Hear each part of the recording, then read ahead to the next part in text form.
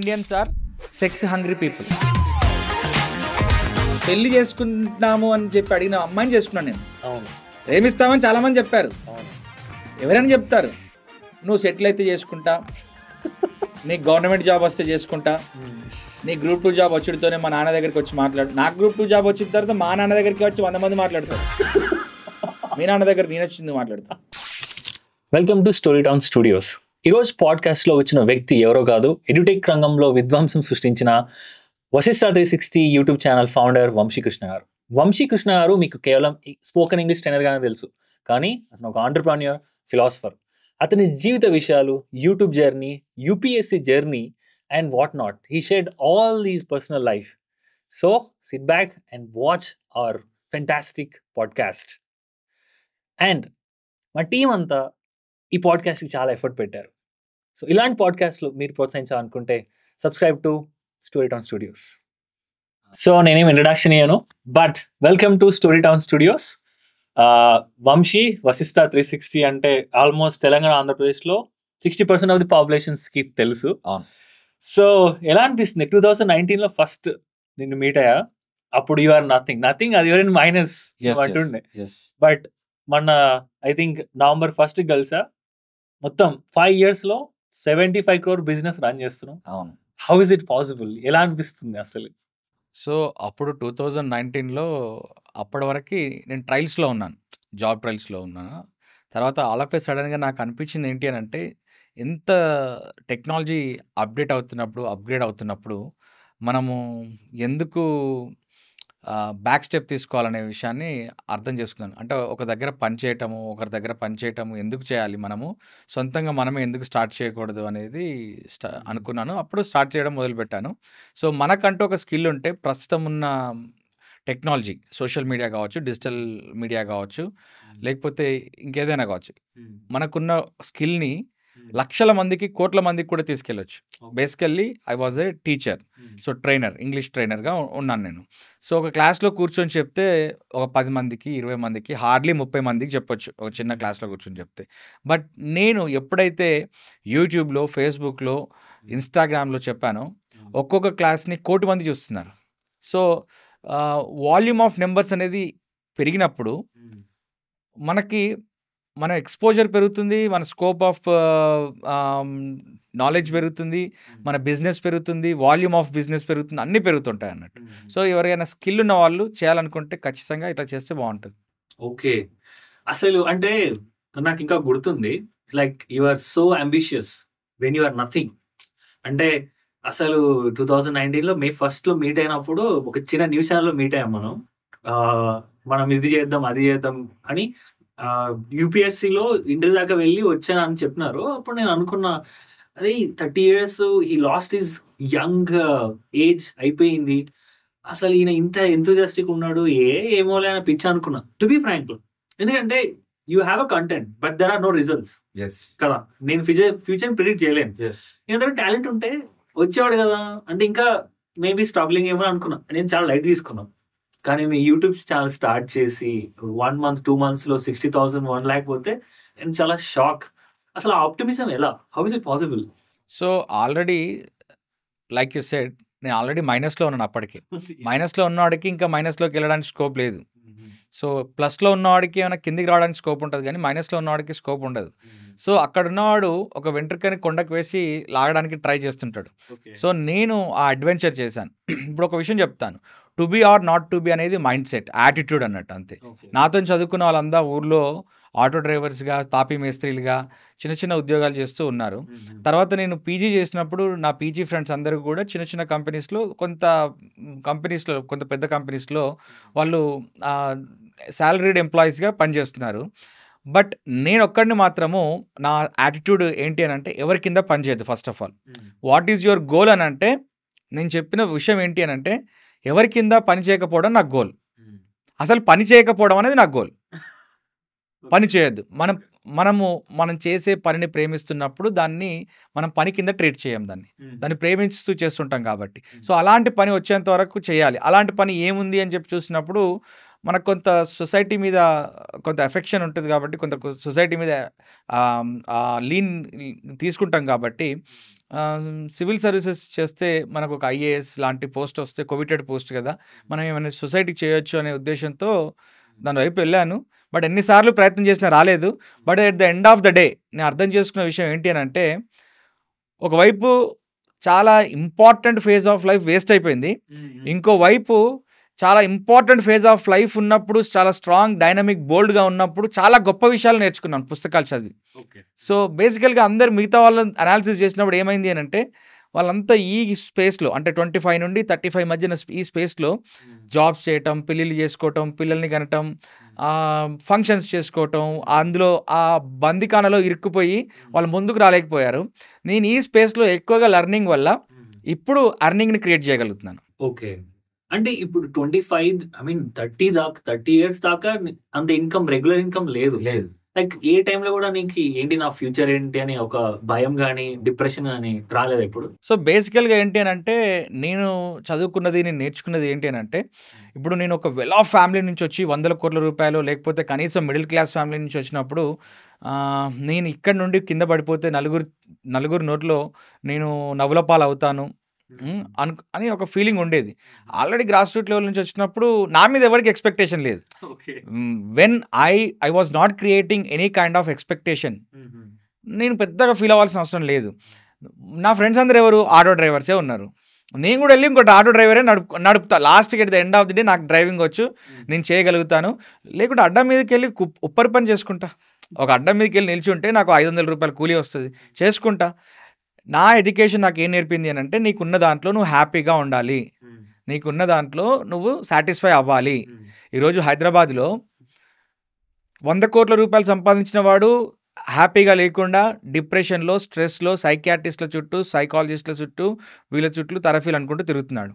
అడ్డ మీద కూలి 500 రూపాయలు పనిచేసిన వాడు కూడా హ్యాపీగా బతుకుతున్నాడు. సాయంత్రం ఓ పెగ్గేసుకొని హ్యాపీగా బతుకుతున్నాడు. 6 ప్యాక్స్ ఉంటాయి, అన్నీ ఉంటాయి. వాడికి పెద్ద రేపటి గురించి ఆలోచన లేదు. ఫ్యూచర్ గురించి ఆలోచన అనేదే ఒక వేస్ట్ థింగ్ అసలు. ఫస్ట్ ఆఫ్ ఆల్ ప్రస్తుతం ఇప్పుడు ఏం నడుస్తుంది, ఎంత బాగా ఎంజాయ్ చేస్తున్నాం, ఈ రోజు ఏం చేయాలి, అట్లీస్ట్ రేపు వరకు ఆలోచన ఉంటే ఏం కాదు. ఆఫ్టర్ 1 year అని అంటే రోడ్డు మీదకి వెళ్ళిన వాడికి గ్యారంటీ లేదు కదా. బట్ వన్ థింగ్ ఏంటి అని అంటే, మనం ఏది చేసినా గొప్పగా చేయాలనే ఒక ఇంటెన్షన్ ఇన్బోర్న్గా ఉంది కాబట్టి నేను చేసుకుంటూ వెళ్ళాను.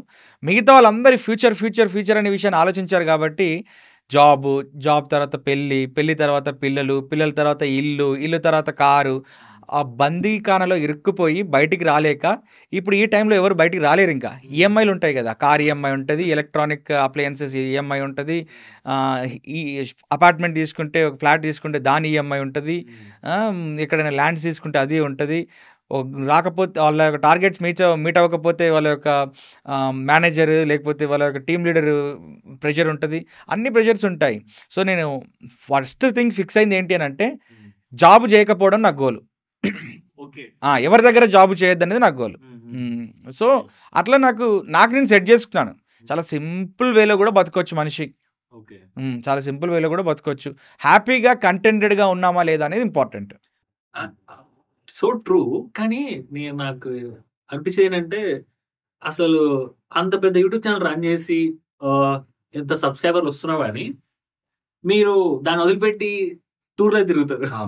You don't even care like ఒక యూట్యూబ్ ఛానల్ ఎగ్జిస్ట్ అనేది మర్చిపోయి you enjoy your life.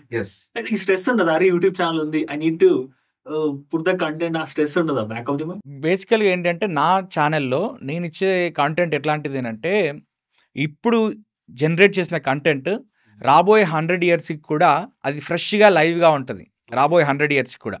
So అలాంటి కంటెంట్ కాబట్టి అది బ్యాక్ ఎండ్లో రన్ అవుతూ ఉంటుంది. అండ్ నాకు కొంత అదర్ బిజినెసెస్ కూడా ఉన్నాయి. ఇప్పుడు లైక్ వారెన్ బఫెట్ చెప్పినట్టు, ఏం చెప్పాడు ఆయన, మీకు ప్రైమరీ ఇన్కమ్తో పాటు సెకండరీ ఇన్కమ్ లేకపోతే you will be doomed of అని చెప్పారు.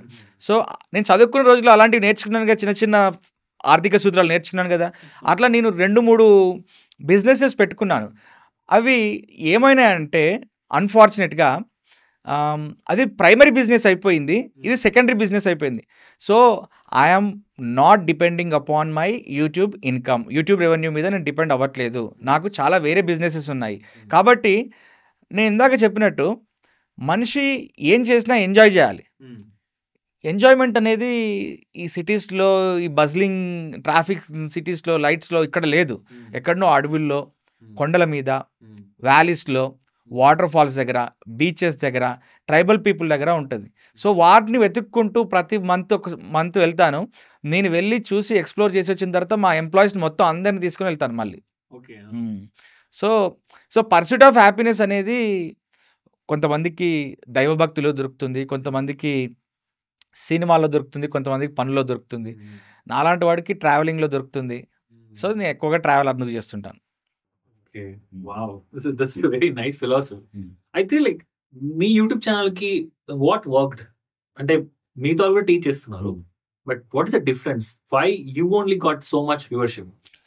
సో నేను ఒక పల్లెటూరు నుండి వచ్చాను కాబట్టి, గ్రామీణ నేపథ్యం నాకు ఉంది కాబట్టి, ఇంగ్లీష్ని 100 మంది ఎలా చెప్తున్నారో నాకు తెలుసు, చూస్తాను. నేను కూడా నేర్చుకున్నప్పుడు ప్రాబ్లమ్స్ ఫేస్ చేశాను. సో ఇంగ్లీష్ని వాళ్ళకి అర్థమయ్యే లెవెల్లో వాళ్ళ వైపుకు మనము ఆలోచించి వాళ్ళ లెవెల్కి మనము దిగి చెప్పినప్పుడు వాళ్ళకి అర్థమవుతుందని ఒకటే మైండ్లో పెట్టుకున్నాను.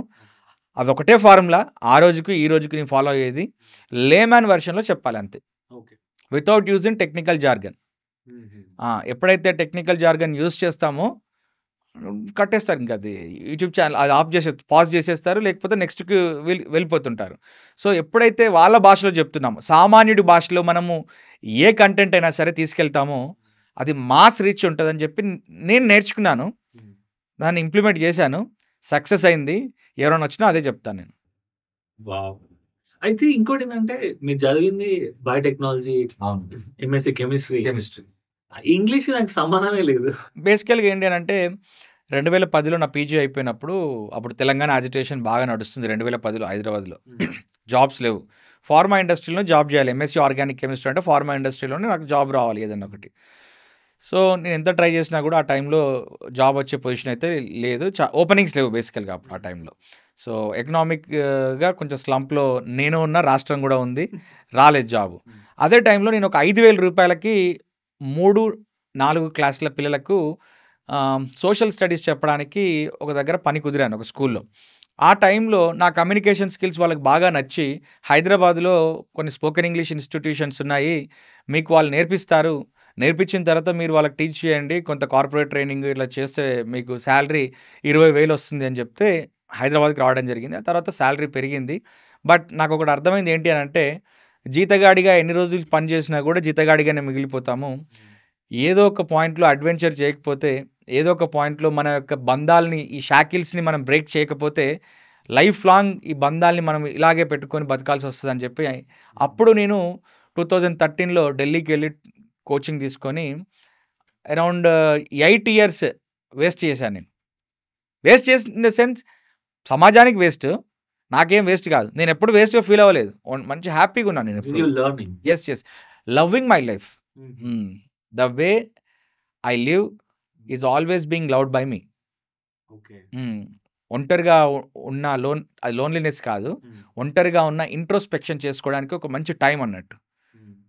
ఒక మంచి కథ రాసుకోవాలన్నా, ఒక మంచి స్క్రిప్ట్ రాసుకోవాలన్నా, ఒక మంచి పుస్తకం రాయాలన్నా, ఒక మంచి ఆర్టికల్ రాయాలన్నా, ఫేస్బుక్లో చాలామంది ఫ్యాన్స్ ఉంటారు, ఒక ఆర్టికల్ రాయాలన్నా, ఒక మంచి ఐడియేషన్ రావాలన్నా కూడా, దాన్ని ఎట్లా ఇంప్లిమెంట్ చేయాలన్నా కూడా మనిషికి ఫస్ట్ ఆఫ్ ఆల్ కావాల్సింది ఫ్రీ టైం. మనిషికి ఈరోజు లేనిది ఫ్రీ టైం. ఫ్రీ టైం ఉన్నప్పుడు మనం పరిణామ క్రమంలో చూసినప్పుడు 5,000 సంవత్సరాల సివిలైజేషన్లో ఎవరికైతే ఫ్రీ టైం ఉందో, సోక్రటీస్, అరిస్టాటిల్, ప్లాటో, బుద్ధుడు, మిగతా ఎవరైనా కావచ్చు, వాళ్ళే ఫిలాసఫర్స్ అయ్యారు, వాళ్ళే ఈ సమాజం యొక్క స్థితిగతిని మార్చారు. ఫ్రీ టైం లేకుండా ఎప్పుడైతే మనము ర్యాట్ రేస్లోకి ఎంటర్ అవుతామో, ఎప్పుడైతే మనము జాబు కంపారిజను, వాడికి ఆ జాబ్ ఉంది, వీడికి ఈ జాబ్ ఉంది, వాడు ఆ కారు కొన్నాడు, నేను ఈ కారు కొన్నా అని చెప్పి ఇందులోకి ఎంటర్ అవుతామో, అప్పుడు మనకై మనము మన నరకాన్ని మనం సృష్టించుకుంటున్నట్లు లెక్క, లేయర్ బై లేయర్ సృష్టించుకున్నట్లు లెక్క. ఎంత ఫ్రీ టైం ఉంటే అంత బెస్ట్. ఈ మధ్యకాలంలో యూత్కి చాలా ఫ్రీ టైం దొరుకుతుంది, ఆ ఫ్రీ టైంని యూజ్ చేసుకుంటే బెస్ట్. లెర్నింగ్ కోసం, ప్రాపర్ లెర్నింగ్ కోసం. Free time is money. I strongly believe time is money. So మనకి ఎంత ఫ్రీ టైం ఉంటే అంత మనీని క్రియేట్ చేయొచ్చు మనం. ఓకే, అంటే లెర్నింగ్ అంటే for example Steve jobs drop out అయ్యే ముందు కాలిగ్రఫీ క్లాస్కి వెళ్ళేవాడు అవును బికాస్ ఇట్స్ ఇంట్రెస్టింగ్. అవును దాని తర్వాత అది ఎప్పుడు పనికొచ్చింది వెన్ ఈస్ డిజైనింగ్ యాపిల్ కి S S type rights design చేసినప్పుడు పనికొచ్చింది. Because అతను ప్లాన్ చేసి చేయలేదు. సో అట్లా నీకు నేర్చుకుంటున్నప్పుడు మీకు అట్లా అనిపించిందా ఫ్యూచర్ లో ఇది అప్పుడు నేర్చుకున్నా దెన్ డాట్స్ కనెక్టెడ్ అని? ఎస్ ఖచ్చితంగా. యాక్చువల్గా స్టీవ్ జాబ్స్నైనా నన్నైనా ఎవరినైనా తీసుకుంటే ఒక ఇండివిజువల్ పర్సన్గా తీసుకుంటే మనకు ఇండివిజువల్గా ఇంటర్నల్గా ఒక నర్వ్ ఉంటుంది, ఒక పల్స్ ఉంటుంది, ఒక డిఎన్ఏ ఉంటుంది, ఒక బ్లడ్ ఉంటుంది. అదేంటి అని అంటే కొడితే గట్టికి కొట్టాలి, ఏ పని చేసినా కానీ క్లారిటీతో చేయాలి, క్లారిటీ మిస్ అవ్వద్దు, క్లారిటీ ఉంటేనే చేయాలి అనేది ఉంటుంది. క్యాలిగ్రఫీలో స్టీవ్ జాబ్స్ చాలా కళాత్మకంగా రాయటము చేయటము అనే విషయాన్ని నేర్చుకున్నాడు. ఐఫోన్ డిజైన్ చేసినప్పుడు ఆ కళాత్మకంగా ఉండాలి, ఎక్కడ కూడా మైనస్లో కూడా ప్రెసిషన్ మిస్ అవ్వద్దు అనే విధంగా అతను చేసుకుంటూ వచ్చాడు. ఒకటే సింగిల్ నర్వ్. క్యాలిగ్రఫీలో రాసినప్పుడు ఇంత కూడా ప్రెసిషన్ మిస్ అవ్వకుండా ఉంటుంది.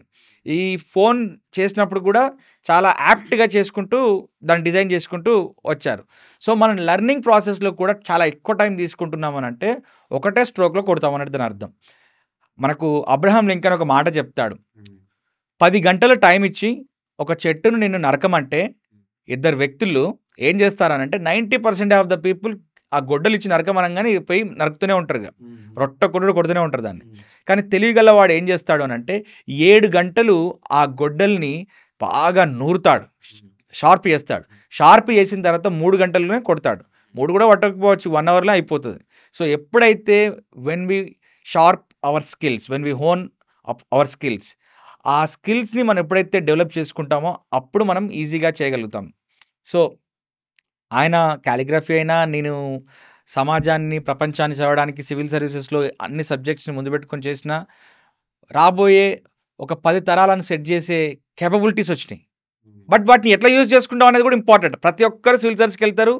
ఇప్పుడు ప్రతి సంవత్సరం 5 లక్షల మంది అప్లై చేస్తే 2 లక్షల మందికి మాత్రమే ఎగ్జామ్ రాస్తుంటారు.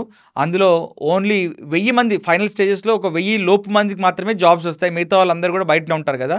వీళ్ళల్లో ఎంతమంది యూటిలైజ్ చేసుకుంటున్నారు అనేది important. Having a skill is different and how we're utilising is different. It's like a master class on life. So అయితే ఇంకొకటి ఈ క్వశ్చన్ ఏంటంటే, సరే సక్సెస్ అయిన తర్వాత చాలా మంది చెప్తారు దట్స్ డిఫరెంట్. ఇప్పుడు ఒక 21-year-old ఫ్రెష్ గ్రాడ్యుయేట్ అయిన అమ్మాయి కానీ అబ్బాయి కానీ ఒక కంటెంట్ క్రియేషన్ చేయాలనుకుంటున్నారు. సో ఏం సజెస్ట్ చేస్తారు వాళ్ళకి? First of all content create చేసేటప్పుడు ఆ కంటెంట్ క్రియేట్ చేసిన దాంట్లో టాప్ నాచ్ ఎవరున్నారో వాళ్ళని మనము ఒక రిఫరెన్స్ మోడల్గా పెట్టుకోవాలి. అండ్ నిరంతరము అధ్యయనం చేయటం, అంటే చదవటం అనేది చాలా ఇంపార్టెంట్. సో ఆ లిటరేచర్ చదవటము, మనల్ని మనం మన స్కిల్స్ని డైలీ అప్గ్రేడ్ చేసుకుంటూ రావటము, అండ్ కొంతమందిని షార్ట్ లిస్ట్ చేసుకుంటూ రావటము. ఆ షార్ట్ లిస్ట్ చేసిన దాన్ని వాళ్ళు ఏం చేసి సక్సెస్ అవుతున్నారనే విషయాన్ని మనం మళ్ళీ రాసుకోవటము. ఈ డిజైనింగ్ అంతా కూడా పెన్ను పేపర్ మీద పెట్టి ఉండాలి, ఫోన్లో కాదు. మళ్ళీ ఇదంతా కూడా ఆర్గానిక్గా జరగాలి. ఇప్పుడు నా ప్లానింగ్ని నేను ఒక కంపెనీ పెడుతున్నాను, ఆ కంపెనీ నడిపించే ప్లానింగ్ని ఎవరో థర్డ్ పార్టీకి ఇస్తే అది నేను ఇంప్లిమెంట్ చేయలేను. బట్ నాకై నేను ఇన్వాల్వ్ అయిపోయి ఆ కాంటెంట్ని కానీ, ఆ కంపెనీని కానీ, ఒక ప్లాన్ని కానీ, ఒక ఐడియేషన్ని కానీ ఇంప్లిమెంట్ చేయడానికి నేను ఇన్వాల్వ్ అయిపోయి దాని మీద రీసెర్చ్ అండ్ డెవలప్మెంట్ చేసినప్పుడు ఈజీగా చేయగలుగుతాము, ముందుకు వెళ్ళగలుగుతాం.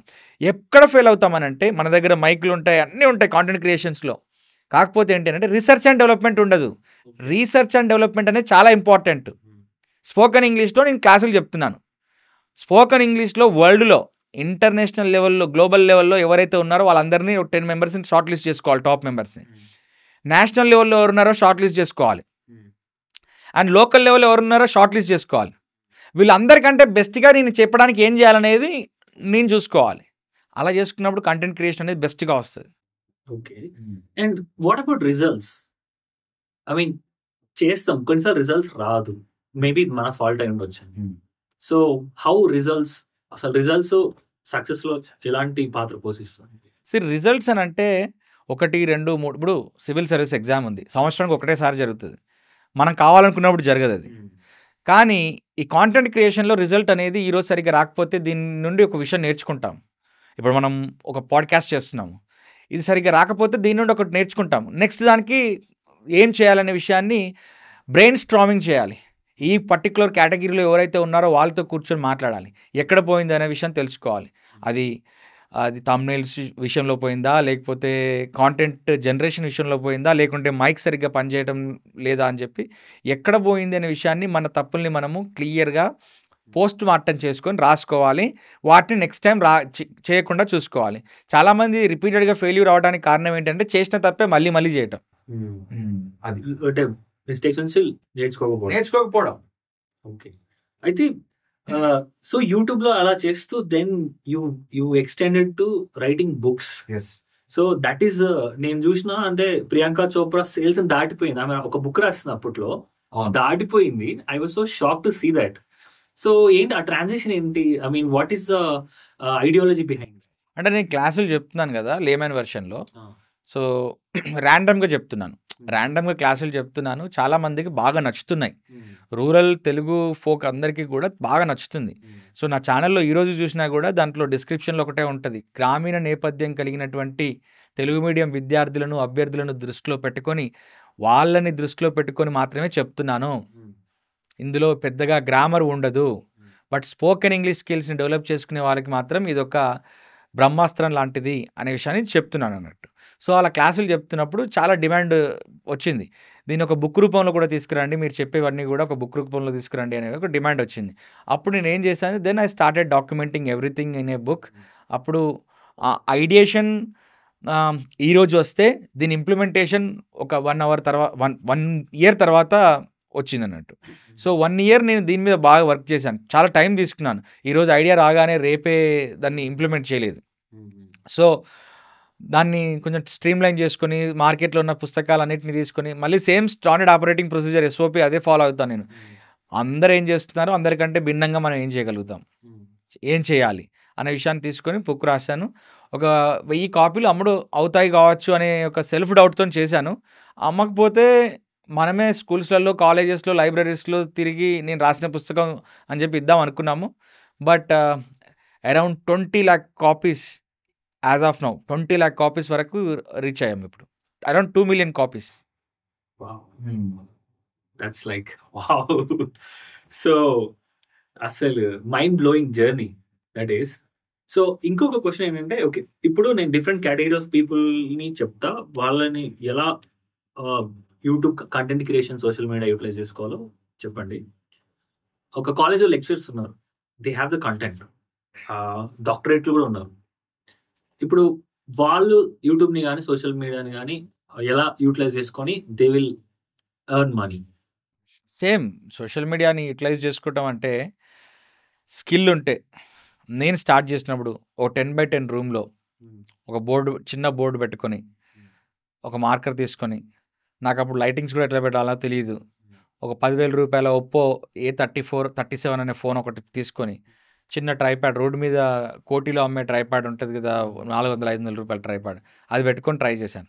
మన కంటెంట్లో దమ్ము ఉంటే, మన కంటెంట్లో మ్యాటర్ ఉంటే ఆటోమేటిక్గా జనాలు ఆదరిస్తారు. సో ఇలా కూడా స్టార్ట్ చేయొచ్చు. కొద్దిగా దీన్ని అప్గ్రేడ్ చేసుకుంటూ లైటింగ్ సెటప్ కావచ్చు, మైక్ సెటప్ కావచ్చు, బ్యాక్గ్రౌండ్ సెటప్ కావచ్చు, అన్నిటిని అప్గ్రేడ్ చేసుకుంటూ వెళ్ళొచ్చు. ఒకటేసారి పెద్ద సెటప్ చేసుకొని అదంతా చేయాల్సిన అవసరం లేదు. కంటెంట్ మీద ఫోకస్ చేయాలి. మనల్ని ఎందుకు జనాలు ఆదరిస్తారు, మన లైటింగ్ బాగుందనో, సెటప్ బాగుందనో, లేకుంటే మనం గుడ్ లుకింగ్ అనో కాదు కదా, మనం చెప్పే కంటెంట్ బాగుంటేనే కదా వాళ్ళు ఆదరించేది.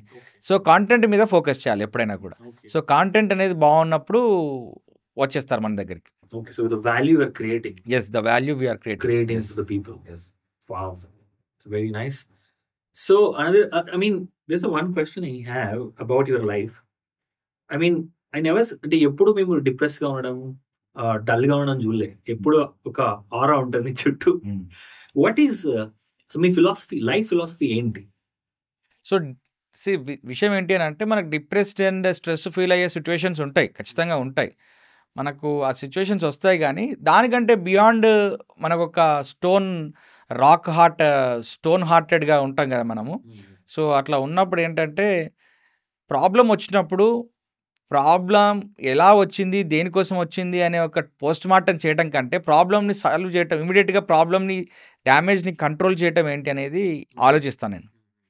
సో, ఆ damage control programmes for example నాకు ఒక కార్‌లో వెళ్తుంటే ఒక ఆటో వచ్చి డాష్ ఇచ్చింది. ముందు బాగా మొత్తం లేచిపోయింది. సో, ఆటో వాడిది తప్పు అని చెప్పి నా డాష్ కెమెరా చూపిస్తుంది. నేను ఒక ఇంపార్టెంట్ పని మీద వెళ్తున్నాను. ఆ ఆటో అతన్ని నువ్వు హాస్పిటల్‌కి వెళ్ళని చెప్పేసి కొంత డబ్బులు ఇచ్చేసి హాస్పిటల్‌కి వెళ్ళి పోయినా. అతనేం చేశాడు, హాస్పిటల్‌కి వెళ్ళకుండా పోలీస్ స్టేషన్‌కి వెళ్ళి రివర్స్‌లో నా మీద కంప్లెయింట్ చేశాడు. నేను చేసిన ఫస్ట్ థింగ్ ఏంటి, హాస్పిటల్‌కి వెళ్ళు, నేను వస్తాను, నేను చాలా అర్జెంట్ పని మీద వెళ్తున్నాను, నా నెంబర్ నోట్ చేసుకో, నా కార్ నెంబర్ నోట్ చేసుకో. పోలీస్ స్టేషన్‌కి వెళ్ళాం. పోలీస్ స్టేషన్‌కి వెళ్ళిన తర్వాత అంతా చూపించాం, ఫుటేజ్ అంతా చూపించాం. చూపించిన తర్వాత ఆడ ఫస్ట్ థింగ్ ఏంటి అని అంటే, నేను చేయని పని వాడు మంచి పని ఏం చేశాడు అని అంటే, పోలీస్ స్టేషన్కి వెళ్ళడం, చూపించడం, మనకు డాష్ కెమెరా ఉండటం చేసాం. యాక్చువల్గా నేను వెళ్ళాల్సిన పని చాలా ఇంపార్టెంట్ అండ్ ఎమర్జెన్సీ పని అది. దాన్ని విడిచిపెట్టి ఈ రోడ్డు మీద ఆటోని పట్టుకొని, కాలర్ పట్టుకొని పోలీస్ స్టేషన్ తీసుకెళ్ళి కొట్టడం, తిట్టడం, ఆర్గ్యుమెంట్ చేయడం వల్ల ఇంపార్టెంట్ పని మిస్ అవుతాం మనం అక్కడ. కాబట్టి ఏంటి అని అంటే, ఒక డ్యామేజ్ జరిగినప్పుడు డ్యామేజ్ని కంట్రోల్ ఎలా చేయాలనేది ఆలోచించాలి మనం. కార్ డ్యామేజ్ అయింది కాబట్టి ఇన్సూరెన్స్ ఉంది, అయిపోయింది. ఆటో అతనికి హెల్త్ ఏదైనా ప్రాబ్లం అయితే అతను నమ్ముకున్న డిపెండెంట్స్ ఉంటారు కాబట్టి వాళ్ళకి ఏం కావద్దని చెప్పి కొంత డబ్బులు ఇచ్చి పంపించాను హాస్పిటల్కి. ఆయనకి ఏం కాలేదు అన్ఫార్చునేట్గా. పోలీస్ స్టేషన్కి వెళ్ళిన తర్వాత ఏం కాలేదు, ఆటో కొంత డ్యామేజ్ అయింది కాబట్టి నేనే రివర్స్ కూడా డబ్బులు ఇచ్చాను. ఎందుకంటే I can earn, he cannot earn, కాబట్టి ఇచ్చాను. సో విషయం ఏంటి అని అంటే, మనం జర్నీలో వెళ్తున్నప్పుడు ఇలాంటి అవాంతరాలు చాలా ఎదురవుతుంటాయి. దానిని డిప్రెస్ అవ్వడం కంటే దానికి ఒక రెమెడీ అనేది ఉంటుంది. ఆ రెమెడీ ఏంటి అనే విషయాన్ని మీదనే ఫోకస్ చేయాలి మనం. ప్రాబ్లమ్స్ అనేవి ఖచ్చితంగా వస్తాయి. ఒకే వ్యక్తి ఉన్నప్పుడు మనస్పర్ధలు రావడానికి స్కోప్ లేదు, ఎందుకంటే ఇంకో వ్యక్తి లేడు కాబట్టి. ఇద్దరు వ్యక్తులు ఉన్నప్పుడు మనస్పర్ధలు వస్తాయి. మనస్పర్ధలు రాకుండా ఉండడానికి ఏం చేయాలి అని అంటే, ఒకటే చేయాలి, అవతల వ్యక్తి ఏం చేసినా యాక్సెప్ట్ చేయాలి. యాక్సెప్ట్ చేయాలి. సో లైఫ్లో మనం వెళ్తున్నప్పుడు మనకు చాలా ప్రాబ్లమ్స్ ఎదురవుతుంటాయి. ఈ ప్రాబ్లమ్స్ అన్నింటినీ మనం ముందే యాంటిసిపేట్ చేసి దీనికి ఈ సొల్యూషన్ అయితే బాగుంటుంది అనే విషయంతో చేసుకుంటూ వెళ్ళాలి. అంతేగాని ఎమోషనల్గా మనం ఎప్పుడైతే వీక్ అవుతామో, time, health, mental health, it takes a toll. అందుకని ఐఎమ్ నాట్, నేను ఎప్పుడు కూడా ఐఎమ్ లైక్ టైం వేస్ట్ చేయొద్దు దాని మీద. అయ్యేదవుతుంది అంతే. ఇప్పుడు ఎందుకు ఒక వ్యక్తి టర్మ్ ఇన్సూరెన్స్, హెల్త్ ఇన్సూరెన్స్ చాలా బాగున్నాం కదా హెల్తీగా, హెల్త్ ఇన్సూరెన్స్ ఎందుకు ₹1,00,00,000 తీసుకుంటాం? ఏదైనా ఒక రోగం వస్తుందనే కదా, అయ్యేదవుతుంది. బట్ దానికి ఒక రెమెడీ ఉంది. టర్మ్ ఇన్సూరెన్స్ తీసుకుంటాం, చచ్చిపోతే 2 కోట్లు వస్తాయి, చచ్చిపోకుంటే కట్టిన డబ్బులే వస్తాయి. ఎందుకు తీసుకుంటాం? చచ్చిపోవాలని తీసుకుంటామా? ఎందుకు తీసుకుంటాం? ఒక రెమెడీ. సో లైఫ్లో ఏదైనా కూడా మనం ఆలోచించే విధానాన్ని బట్టి, లాజికల్గా ఆలోచించే విధానాన్ని బట్టే అది ఉంటుంది. అది కాకుండా ఎమోషనల్గా మనం అందులోకి వెళ్ళిపోతే అందులో కూరుకొని పోతాం మనం. అలా. ఓకే. సో ఇప్పుడు ఒక విలేజ్లో ఇప్పుడే గ్రాడ్యుయేట్ అయిండు, వాళ్ళ ఇంట్లో పరిస్థితి బాగాలేదు, సిటీకి రాలేడు, ఓన్లీ చేతిలో మొబైల్ ఉంది.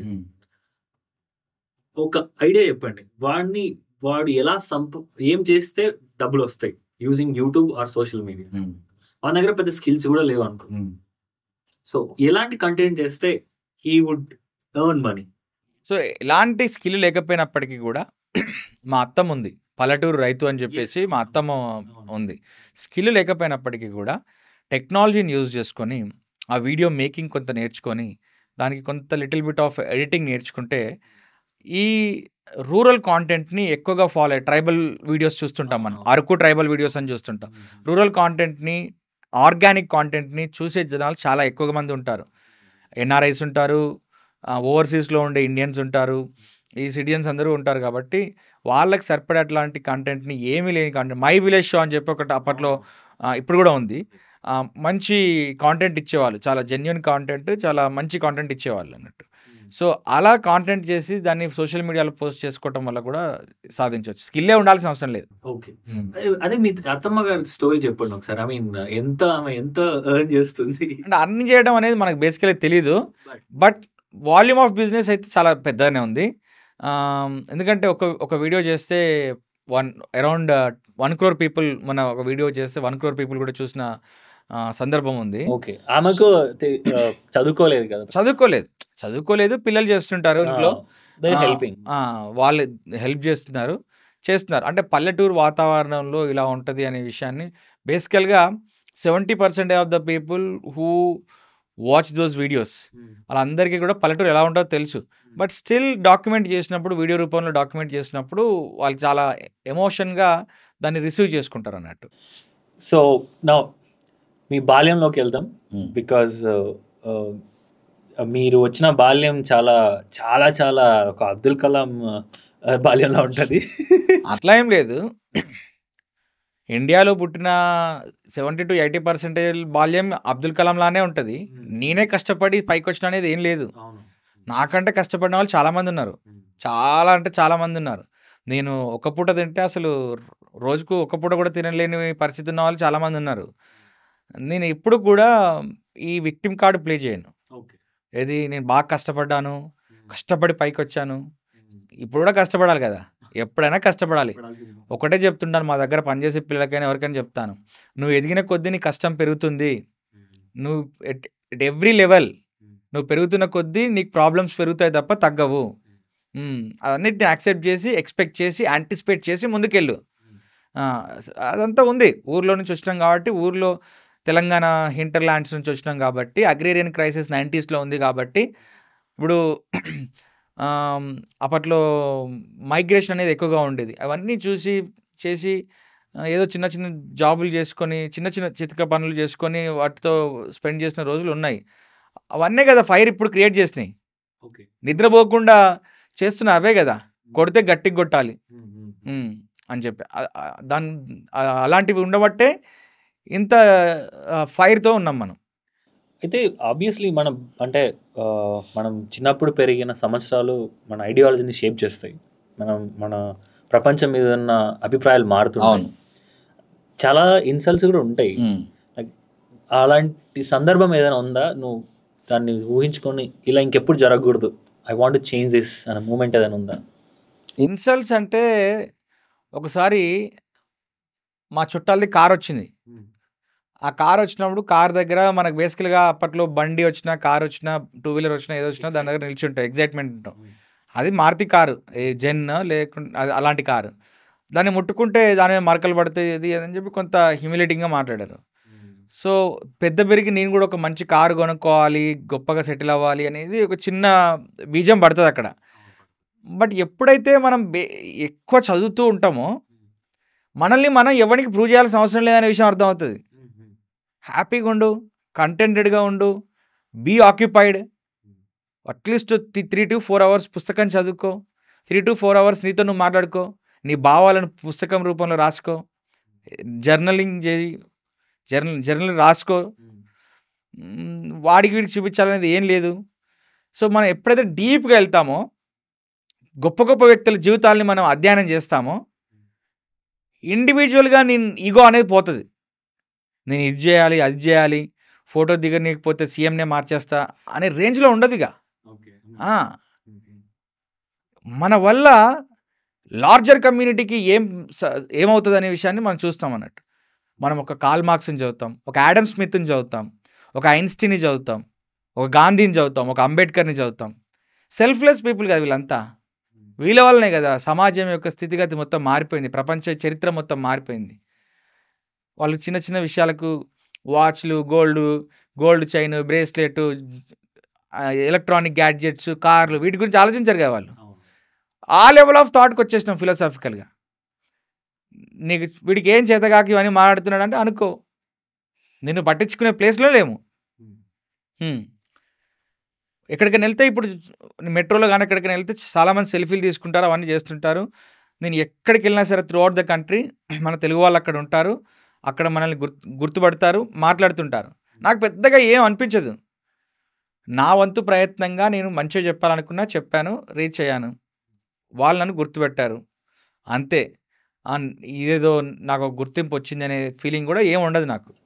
అయితే మీ యూట్యూబ్ ఛానల్లో నేను కామెంట్స్ చదువుతున్నప్పుడు మీ వల్ల నాకు ఇంగ్లీష్ నేర్చుకున్న, గవర్నమెంట్ జాబ్ వచ్చింది, నేను కాన్ఫిడెంట్గా ఉన్నా, thank you so much and I feel good. కానీ మిమ్మల్ని ఎమోషనల్గా చేసిన అలాంటి కామెంట్స్ ఏమైనా ఉన్నాయి? బేసికల్గా నన్ను కామెంట్స్ కానీ యాజ్ అ పర్సన్గా కామెంట్స్ కానీ మాటలు కానీ వ్యక్తులు కానీ ఎమోషన్ చేయవు. నేను ఒకసారి ఎమోషన్ గురైంది ఎప్పుడు అని అంటే, బాగా ఎమోషన్ గురైన పాయింట్ ఎప్పుడు అని అంటే, నా కూతురు పుట్టినప్పుడు నర్సు తీసుకొచ్చి చేతిలో పెట్టినప్పుడు ఎమోషన్కి గురయ్యాను అంతే. అంతకు మించి నేను ఇప్పటివరకు ఎమోషన్కి గురవ్వలేదు ఎప్పుడు కూడా. అంటే like you might have a good feeling.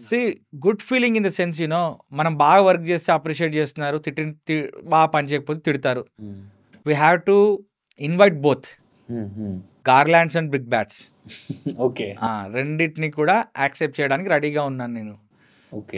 So అవన్నీ నేను ఇక్కడ ఏం అర్థం చేసుకుంటానంటే, నేను బాగా క్లాస్ చెప్పాను, నా క్లాస్ రీచ్ ఉంది, దాంతో నాకు డబ్బు కూడా వచ్చింది, ఐఎమ్ ఎంజాయింగ్. వాళ్ళకి దాంతో స్కిల్ ఎన్హాన్స్ అయింది, ఏదో జాబ్ వచ్చింది, వాళ్ళు ఎంజాయ్ చేస్తున్నారు, ఏదో కృతజ్ఞతతో పెడుతున్నారు, I'm happy for that. But దాన్ని నేను I can't take it to my head or my heart. Okay, అంటే లైక్ పాజిటివ్ అయినా నెగిటివ్ అయినా I go with only one way అన్నట్టు. 100 పాయింట్కి రీచ్ అయ్యి 0కి పడిపోయినా కూడా లైఫ్లో ఇది కామన్ అని చెప్పి వెళ్ళిపోతా.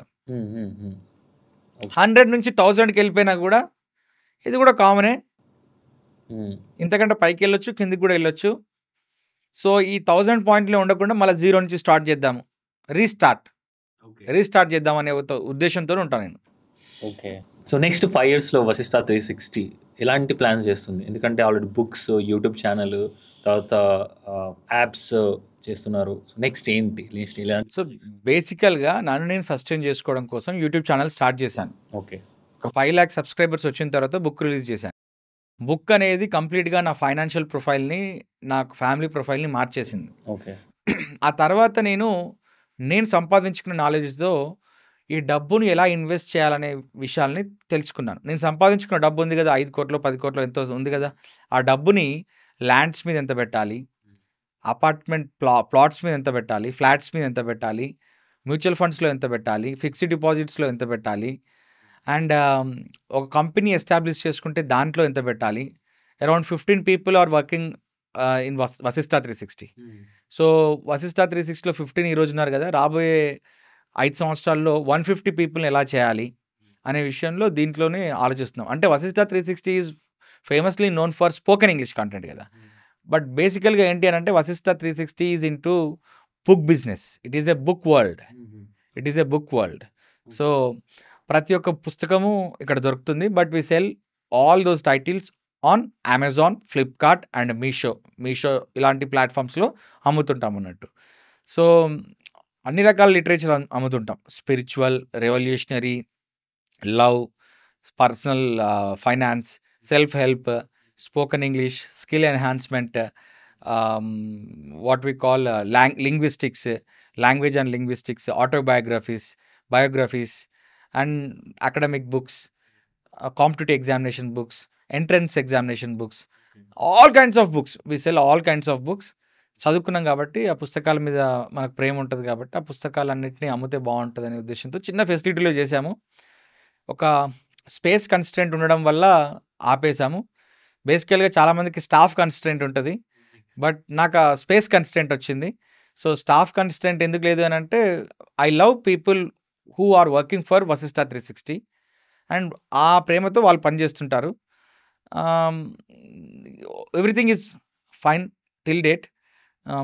రాబోయే రోజుల్లో సాధ్యమైనంత ఎక్కువ మందికి ఎంప్లాయ్మెంట్ కల్పించాలనేది నా ఉద్దేశం తప్ప ఎక్కువ డబ్బులు సంపాదించాలి, నేనేంటో ఈ ప్రపంచకానికి తెలియాలి అనేది నాకు ఇంటెన్షన్ లేదు. Okay. So now let's come to the personal life of Vamshi garu. So I mean చెప్పచ్చులే, నాకు తెలియదు, చెప్పేస్తున్నా. బట్ ఏంటి, ఫేస్బుక్లో ఒక అమ్మాయి ప్రపోజ్ చేస్తే పెళ్లి చేసుకున్నారంట అమ్మాయిని? అవును. I mean like how, like can you please? ఇప్పుడు మనం 0 లెవెల్లో ఉన్నప్పుడు ఆన్ అన్ యావరేజ్గా ఒక అబ్బాయికి పెళ్లి సంబంధం కుదరాలనుకోండి, అవును, ఏం చూస్తారు? జాబ్ చూస్తారు, అవును, ఫ్యామిలీ బ్యాక్గ్రౌండ్ చూస్తారు, ఎన్ని ఆస్తులు ఉన్నాయో చూస్తారు, అవి మెయిన్, ఎన్ని ఆస్తులు ఉన్నాయో చూస్తారు, అందం చూస్తారు, హైట్, వెయిట్, బట్ట పొట్ట కూడా చూస్తారు. ఇది లాస్ట్. ఓకే. ఫస్ట్ చెప్పిన అన్ని కూడా కమర్షియల్ ఆస్పెక్ట్స్ చూస్తారు. అంటే నేను పర్సనల్గా ఏంటి అని అంటే, ఇండియన్ మ్యారేజ్ సిస్టమ్ మీదనే ఒక అలిగేషన్ చేద్దాం అనుకుంటున్నాను బేసికల్గా. అంత పెద్ద మాట ఆ, ఏంటది? ఇప్పుడు ఇవన్నీ కూడా ఎట్లాంటివి కాన్సాంగ్వియస్ మ్యారేజెస్ అంటాం కదా, మేనరికం పెళ్ళిళ్ళు, కుండ మార్పిడి పెళ్ళిళ్ళు, ఒకటే గోత్రం కాకుండా ఒకటే కులంలో చేసుకునే పెళ్ళిళ్ళు. రెండు కుటుంబాలు పెళ్ళిళ్ళ విషయంలో ఈ ఈక్వేషన్స్ అన్ని సెట్ చేసుకొని, కెమిస్ట్రీ ఫార్ములాలు left hand side right hand సైడ్లో ఈక్వేషన్ సెట్ చేస్తాం కదా, అవును. ఎంత వస్తున్నది, ఒక రిక్షా ఉన్నవాడు 2 రిక్షా ఉన్నవాడికి ఇచ్చి పెళ్లి చేసుకోవడం అని చెప్పి మనకి రిక్షా వాడు సినిమాలో ఒకటి ఉంటుంది కదా, అవునవును. అట్లా ఎంత ఆస్తుంది, ఎన్ని ఎకరాలు ఉన్నాయి, ఎన్ని బిల్డింగ్లు ఉన్నాయి, ఎంత బ్యాంక్ బ్యాలెన్స్ ఉంది, ఎంత పెద్ద కారు ఉంది, ఇవన్నీ కాదు లైఫ్లో మనల్ని కలిపి ఉంచేది. ఓకే. చిన్న కాంపోనెంట్ ఉంచుతుంది, ప్రేమ అనే కాంపోనెంట్. ఒక మనిషిని కోట్ల డబ్బు పెట్టినా కూడా మనం కొనలేము, అవును, ప్రేమతో కొనవచ్చు. ఇద్దరు వ్యక్తుల్ని 100 కోట్లు 1000 కోట్లు ఉన్న వాళ్ళు కూడా Jeff Bezos విడిపోయాడు, Samantha and Naga Chaitanya విడిపోయారు, రితిక్ రోషన్ అండ్ సుసాని రోహన్ విడిపోయారు, చాలా మంది విడిపోయారు. సమంత కంటే అందగత్తి లేదు, నాగ చైతన్య కంటే డబ్బున్న వ్యక్తి లేడు, విడిపోలేదా? రితిక్ రోషన్ కంటే ఇండియాలో రితిక్ రోషన్ కంటే అందగాడున్నాడా? విడిపోలేదా? తెలుసుకోవాల్సిన విషయం ఏంటి అంటే, అందము డబ్బు ఇవన్నీ పనికిరావు లైఫ్లో. అండర్స్టాండింగ్, అడ్జస్ట్మెంట్, ప్రేమ. ఒక వ్యక్తిని మనం కొనాలి అని అంటే, ఒక వ్యక్తిని దగ్గర చేసుకోవాలంటే ప్రేమ, అంతే. ఇవన్నీ అవి పనికిరావు. నన్ను ప్రేమిస్తామని, యాక్చువల్గా your question should have been like this, పెళ్లి చేసుకుంటాము అని చెప్పి అడిగిన అమ్మాయిని చేసుకున్నాను నేను. అవును, ప్రేమిస్తామని చాలామంది చెప్పారు. అవును, ఎవరైనా చెప్తారు, నువ్వు సెటిల్ అయితే చేసుకుంటా, నీకు గవర్నమెంట్ జాబ్ వస్తే చేసుకుంటా, నీ గ్రూప్ 2 జాబ్ వచ్చుడితోనే మా నాన్న దగ్గరికి వచ్చి మాట్లాడు. నాకు గ్రూప్ 2 జాబ్ వచ్చిన తర్వాత మా నాన్న దగ్గరికి వచ్చి 100 మంది మాట్లాడతారు, మీ నాన్న దగ్గర నేను వచ్చింది మాట్లాడతా కదా. అవును. బేసికల్గా అమ్మాయికైనా అబ్బాయికైనా ఆప్షన్స్ ఉంటాయి లైఫ్లో. ఈరోజు 1+10 ఉంది, సారీ 1+7 ఉంది, 1+10కి వస్తాము, 11కి వస్తాము, 12కి వస్తాము, ఆ రకంగా పోతుంటుంది, పోతుండే. నో నాట్ మొబైల్స్ గురించి చెప్తాను. ఇప్పుడు ఐఫోన్ ఉంది, అవును, ఐఫోన్ ఉంది. ఐఫోన్ ప్రతి సంవత్సరం ఒక మోడల్ తీసుకొని వస్తాడు, పాత మోడల్ అప్పుడు కూడా అవుట్డేట్ అయిపోతుంది, కొత్త మోడల్ వైపుకి వెళ్ళాలని చూస్తుంటారు. మనకు ఆప్షన్స్ ఉన్నప్పుడు ఎప్పుడు కూడా జీవితంలో ఆప్షన్స్ని చూస్ చేసుకుంటూ వెళ్తాము. మనకి ఏ ఆప్షన్ లేనప్పుడు ఒక వ్యక్తిని వ్యక్తిగా అభిమానించి ప్రేమించే వ్యక్తులు ఎవరైతే ఉన్నారో వాళ్ళని విడిచిపెట్టుకోవద్దు. నీ దగ్గర ఏమీ లేనప్పుడు నిన్నుగా ప్రేమించిన వ్యక్తులు ఎవరైతే ఉంటారో వాళ్ళని ఎట్టి పరిస్థితిలో కూడా వదులుకోవద్దు. నీ ఆస్తిని చూసి, అంతస్తుని చూసి, నీ కారుని చూసి, నీ ల్యాండ్ని చూసి, నీ డబ్బుని చూసి, నీ హోదాని చూసి, నీ కులాన్ని చూసి, నీ గోత్రాన్ని చూసి, నీ ఫ్యామిలీ బ్యాక్గ్రౌండ్ని చూసి, నీ తాత తండ్రుల యొక్క కీర్తి ప్రతిష్టలను చూసి, వీటిని చూసి పెళ్లి చేసుకుంటే ఇది పెళ్లి ఎందుకు అవుతుంది? ఇది బిజినెస్. తల్లిదండ్రులు చేసే బిజినెస్ కాబట్టి నాంపల్లి కోర్టు దగ్గర 60% డివోర్స్లు అవుతున్నాయి 6 నెలలకే. 2 పెళ్ళిళ్ళు 3 పెళ్ళిళ్ళు కూడా చేసినవి కూడా డివోర్స్లు అవుతున్నాయి. సో ఎప్పుడైతే ఒక అమ్మాయి పెళ్లి చేసుకుంటామని అన్నదో చాలా బాగా నచ్చింది నాకు. ఓకే. సో అండ్ మీ మామగారు కూడా అసలు నువ్వు ఎంత సంపాదిస్తున్నావు వాళ్ళు అడగపోవడం, ఆయన నాకంటే ఎక్కువ ఫిలాసఫికల్ థాట్ ఉంది ఆయన. ఓకే. నాకు అప్పుడు జాబ్ లేదు, ఆయన అమ్మాయి ఏమో S&Pలో జాబ్ చేస్తుంది, పెళ్లి చేసుకున్నాను నా వైఫ్. 40,000 పైన శాలరీ వస్తుంది. ఆయన ఒకటే అన్నాడు, ఇద్దరు వ్యక్తులు కలిసి ఉండడానికి ప్రేమ మాత్రమే ఉండాలి, కట్టెలు కొట్టుకొనైనా బతకండి, పూరి గుడిసెలో అయినా బతకండి, బట్ కలిసి ఉండండి. ఈ ఆస్పెక్ట్ కనుక మీ లైఫ్లో ఉంటే మీరు పెళ్లి చేసుకోండి. మిగతా ఫైనాన్షియల్ ఆస్పెక్ట్స్ అన్నీ కూడా విడదీస్తాయి. ఇది ఉంటే చేసుకోండి అంటే ఉంది అని చెప్పి చేసుకున్నాము. బట్ తర్వాత వన్స్ మ్యారేజ్ అయిపోయిన తర్వాత దిశ మొత్తం మారిపోయింది నాది. We become responsible. అప్పుడున్నంత లాజికల్లీ ఇల్లాజికల్గా ఎందుకుంటాం?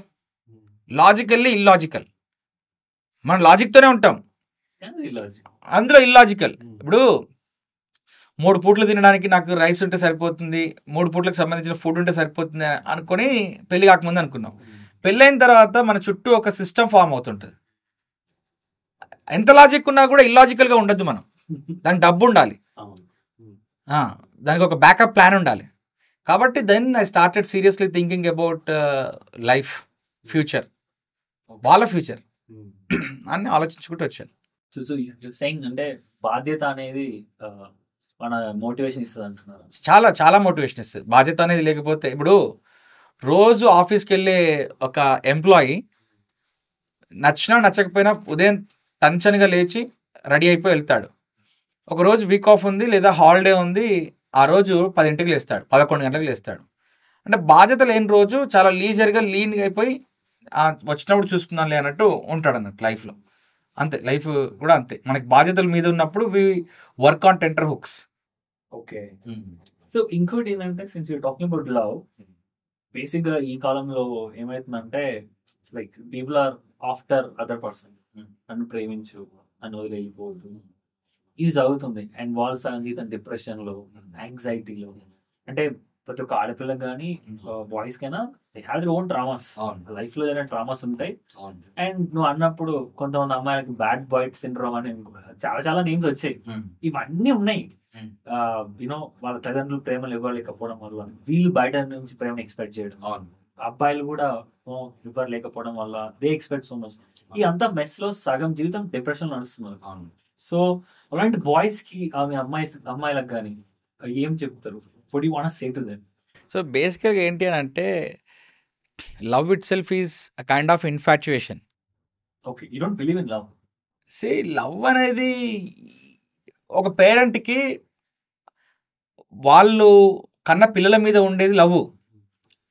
ఒక కోడి తన కడుపు కింద 10 కోడి పిల్లల్ని దాచుకుంటుంది. ఒక గద్ద కానీ డేగ కానీ వచ్చినప్పుడు దీని శక్తికి మించి గాల్లోకి ఎగిరి దాన్ని కొట్టడానికి ట్రై చేస్తుంటుంది, వీటిని కాపాడుకోవడానికి ట్రై చేస్తుంటుంది. అది లవ్. ఒక పిట్ట పొద్దంతా తిరిగి కొంత ఆహారాన్ని తీసుకొచ్చి గూట్లో ఉన్న తన పిల్లలకి ఇవ్వడానికి ట్రై చేస్తుంటుంది. ఇది లవ్. అవతల వ్యక్తి అందంగా ఉన్నాడని చెప్పి, అవతల వ్యక్తి దగ్గర ఏదో డబ్బు ఉందని చెప్పి, అవతల వ్యక్తి దగ్గర ఏదో ఒకటి ఉందని చెప్పి దానికి అట్రాక్ట్ అయ్యి దీన్ని లవ్ అనుకుంటే ఎట్లా? అది జెన్యూన్ లవ్. లవ్ ఉంది, ప్రకృతిలో లవ్ ఉంది. ఈ ప్రకృతిలో ఉన్న జీవరాశుల్ని కాపాడుకోవడం కోసం ప్రకృతి తనని తాను సీజన్స్గా మార్చుకుంటుంటుంది. అటు వర్షాన్ని ఇస్తుంది, ఎక్కువ వర్షాలు అయిపోయినప్పుడు ఎండనిస్తుంది, చలినిస్తుంది, అన్ని రకాలుగా కాపాడుకుంటుంటుంది. ప్రేమ ఉంది, పేరెంటల్ లవ్ ఉంది. కానీ ఇద్దరు వ్యక్తుల మధ్యన లవ్ అనేది ఇట్ ఈస్ ఆల్వేస్ ఇన్ఫాచ్యుయేషన్, అట్రాక్షనే. ఆ లవ్ అనేది ఒక స్టేజ్కి వచ్చినాక హార్మోనల్ ఎఫెక్ట్ బాగా పనిచేస్తుంది కదా. ఈస్ట్రోజన్, ప్రొజెస్ట్రోజన్ అని చెప్పి అమ్మాయిల్లో, టెస్టోస్టిరాన్ అని చెప్పి అబ్బాయిల్లో పనిచేస్తుంది కదా. అక్కడ లవ్ ఫ్యాక్టర్ అనేది వస్తుంది. Okay, so it's about chemical reactions. Chemical reactions అంతేనా? Hormonal reactions, chemical reactions, enzymes యొక్క రియాక్షన్, ఆ రియాక్షనే. బట్ అట్లా కాకుండా మనం దాన్ని రొమాంటిసైజ్ చేసినప్పుడు, ఇప్పుడు ప్రేమ అనేది అమ్మాయికి ఒక రకంగా ఉంటుంది, అబ్బాయికి ఒక రకంగా ఉంటుంది. ఒక అమ్మాయి ఒక బీచ్లో కూర్చొని ఏకాంతంలో తన బాయ్ ఫ్రెండ్తో ఆ అలలు కాళ్ళకు నురుగ దాక్కుతుంటే, ఆ అలలు దాక్కుతుంటే ఆకాశం వైపు చూస్తూ నిండు పౌర్ణమిని ఎంజాయ్ చేయాలని అనుకుంటుంది. అబ్బాయి ఇది ఏముంటుంది అని అంటే, ఇంత చలిలో ఈ ఇసుక అంతా అంటుతుంటే, ఆ నీళ్ళని వచ్చి అంటుతుంటే, ఆ నురుగలను వచ్చి అంటుతుంటే, ఆ సన్ యొక్క ఫోకస్ లైట్ అంతా వెళ్ళి ఆ మూన్ మీద పడుతుంది. ఆ మూన్ ఏం చందమామ కాదు, అదొక స్టార్ లెక్కనే ఇమాజిన్ చేసుకుంటాడు. ఇమాజిన్ చేసుకుని ఇక్కడ అవసరమా, రూమ్కి వెళ్ళిపోతే అయిపోతుంది కదా అనే దగ్గర వీడు ఉంటాడు, లాజికల్గా ఉంటాడు. ఒకరేమో ఎమోషనల్, ఒకరేమో లాజికల్. ఈ రెండు ఎక్కడైతే వయామిడిగా కలిస్తే అక్కడ ఈ లవ్ అనేది సక్సెస్ అవుతుంది. అది సక్సెస్ అంటే ఈ అమ్మాయికి కొంత టచ్ వుడ్ కావాలి, వీడికి కూడా టచ్ వుడ్ కావాలి. He might be expecting something. అబ్బాయిలు ట్రూలీ చెప్పాలంటే మైట్ బి ఎక్స్పెక్టింగ్ సంథింగ్. అది కొంచెం లాజిక్ పనిచేస్తుంటది కదా, ఇక్కడ ఇదేం ఫీల్ అని చెప్పేసి. వెచ్చగా ఉంటది, ప్రైవసీ ఉంటది, ఇక్కడేంది ఆరు బయట కూర్చోడం ఏంటి అని చెప్పి. సో అంటే ఒక నేను చూసిన చాలా ఇప్పుడు ట్రెండింగ్ రీల్స్ ఏంటంటే బ్రేకప్ రీల్స్. వీళ్ళు ఏడుస్తున్న రీల్స్ వస్తాయి, ఒక టెక్స్ట్ ఉంటుంది, how much I love her, how much I love him అని. సో వీళ్ళందరూ ఆ రీల్స్ తీసుకుంటూ ఆ కామెంట్ చూస్తే ఇక నాకు అసలు లైక్ ఇంతమంది ఉన్నారు ఆ ప్రేమ బాధితులు అనిపిస్తుంది. సో బ్రేకప్ అయిన వాళ్ళు they want start a fresh life, ఏం సజెస్ట్ చేస్తారు? ఇప్పుడు యూత్కి జాబ్ కొట్టాలంటే స్కిల్ కావాలి, బిజినెస్ చేయాలంటే డబ్బు కావాలి, గవర్నమెంట్ జాబ్ కొట్టాలంటే పేషెన్స్ కావాలి, టైం కావాలి. ఫ్రీగా వచ్చేది ఏముంది? ఫ్రీగా వచ్చేది ప్రేమ ఒకటే ఉంది. ఆ ఫ్రీగా వచ్చేదాన్ని ప్రతి ఓడు ట్రై చేస్తుంటాడు కంఫర్ట్ లెవెల్లో ఉండి. కంఫర్ట్ లెవెల్ నుంచి బయటకు వస్తేనే కదా గ్రోత్ అనేది ఉండేది. ఫ్రీగా వచ్చేది ఇది కాబట్టి ఫ్రీగా అందరూ అబ్బాయి అయినా అమ్మాయి అయినా అందరూ చదువుతున్నారు, స్కిల్స్ లేక ఆగిపోతున్నారు కదా. ఈ ఫ్రీగా వచ్చే వాటి మీద చేస్తున్నారు. అండ్ ప్రతి ఒక్కరికి every one goes through this phase కాబట్టి ఆ పర్టికులర్ ఎమోషన్ ఎక్కడైతే వస్తుందో దానికి కనెక్ట్ అయిపోతుంటారు అన్నట్టు. ఆ స్ట్రెస్, ఆ డిప్రెషన్, ఆ కైండ్ ఆఫ్ డిజెక్షన్ ఫీలింగ్ ఉంటుంది కదా, డిచ్డ్ ఫీలింగ్ ఉంటుంది కదా, దానికి కనెక్ట్ అయిపోతున్నారు. అంతే తప్ప రియాలిటీలో మాట్లాడుకుంటే అవన్నీ కూడా ఒక ఫేజ్ వరకే నడుస్తాయి, ఆ తర్వాత నడవవు. అంటే మూవీస్ వల్ల వీళ్ళు ఎక్కువ ఫీల్ అయిపోతారు. మూవీస్ వల్ల అసలు వీళ్ళ వల్ల మూవీస్ మారిపోతున్నాయి. First thing Instagram reels, Instagram memes వల్ల మూవీస్ మారిపోతున్నాయి. మూవీస్ వల్ల ఫీల్ అవటానికి కాదు, ఈవెన్ ఇన్ ద స్టోనేజెస్లో కూడా ప్రేమలు ఉన్నాయి. స్టోనేజెస్లో కూడా అట్రాక్షన్ ఉంది. ఇప్పుడు మనం నేషనల్ జియోగ్రఫికల్ ఛానల్ చూస్తుంటాం, 2 సింహాలు కొట్టుకుంటాయి ఒక ఆడ సింహం కోసం. దాని మీద అట్రాక్షన్ కావచ్చు, ప్రేమ కావచ్చు, లేకపోతే ఏదో అర్జీ కావచ్చు, న్యాచురల్ అర్జీ కావచ్చు, డ్రైవ్ కావచ్చు. ఇది కూడా అట్లాంటిది. కొన్ని రోజులు మాత్రమే ఉంటుంది ఇది. So we talking about love. So do you think so like అసలు లవ్ అనేది ఉంది అనుకుంటున్నా లేదా? Because you married, that's a love marriage, but you again said it's a chemical nothing అన్నారు. So how do you differentiate this is what love and this is attraction? So బేసికల్గా టీనేజ్లో ఉన్న వాళ్ళకు లవ్ డెఫినేషన్ వేరే ఉంటుంది. 25-35 ఉన్న వాళ్ళకి love definition వేరే ఉంటుంది. 35 నుండి ఎబో ఉన్న వాళ్ళకి లవ్ డెఫినేషన్ వేరే ఉంటుంది. సో లవ్ అనేది ఏజ్ని బట్టి, సందర్భాన్ని బట్టి, వ్యక్తులను బట్టి, మనకున్న చుట్టుపక్కల ఉన్నటువంటి ఫ్యాక్టర్స్ని బట్టి మారుతూ ఉంటుంది లవ్ అనే విషయం. బిజినెస్ మ్యాన్ సినిమాలో మహేష్ బాబు ఒక మాట అంటాడు, 2 కోట్ల రూపాయల కార్ తీసుకొచ్చి పెడితే ఐ లవ్ యూ అని అంటుంది. ఇమీడియట్గా 2 కోట్ల రూపాయల కార్ పెడితే నువ్వు కాదు ప్రపంచంలో ఏ ఆడదైనా కూడా ఐ లవ్ యూ అని చెప్తుంది అని అంటాడు. చాలా ట్రూ, ప్రాక్టికల్ రియాలిటీ అది.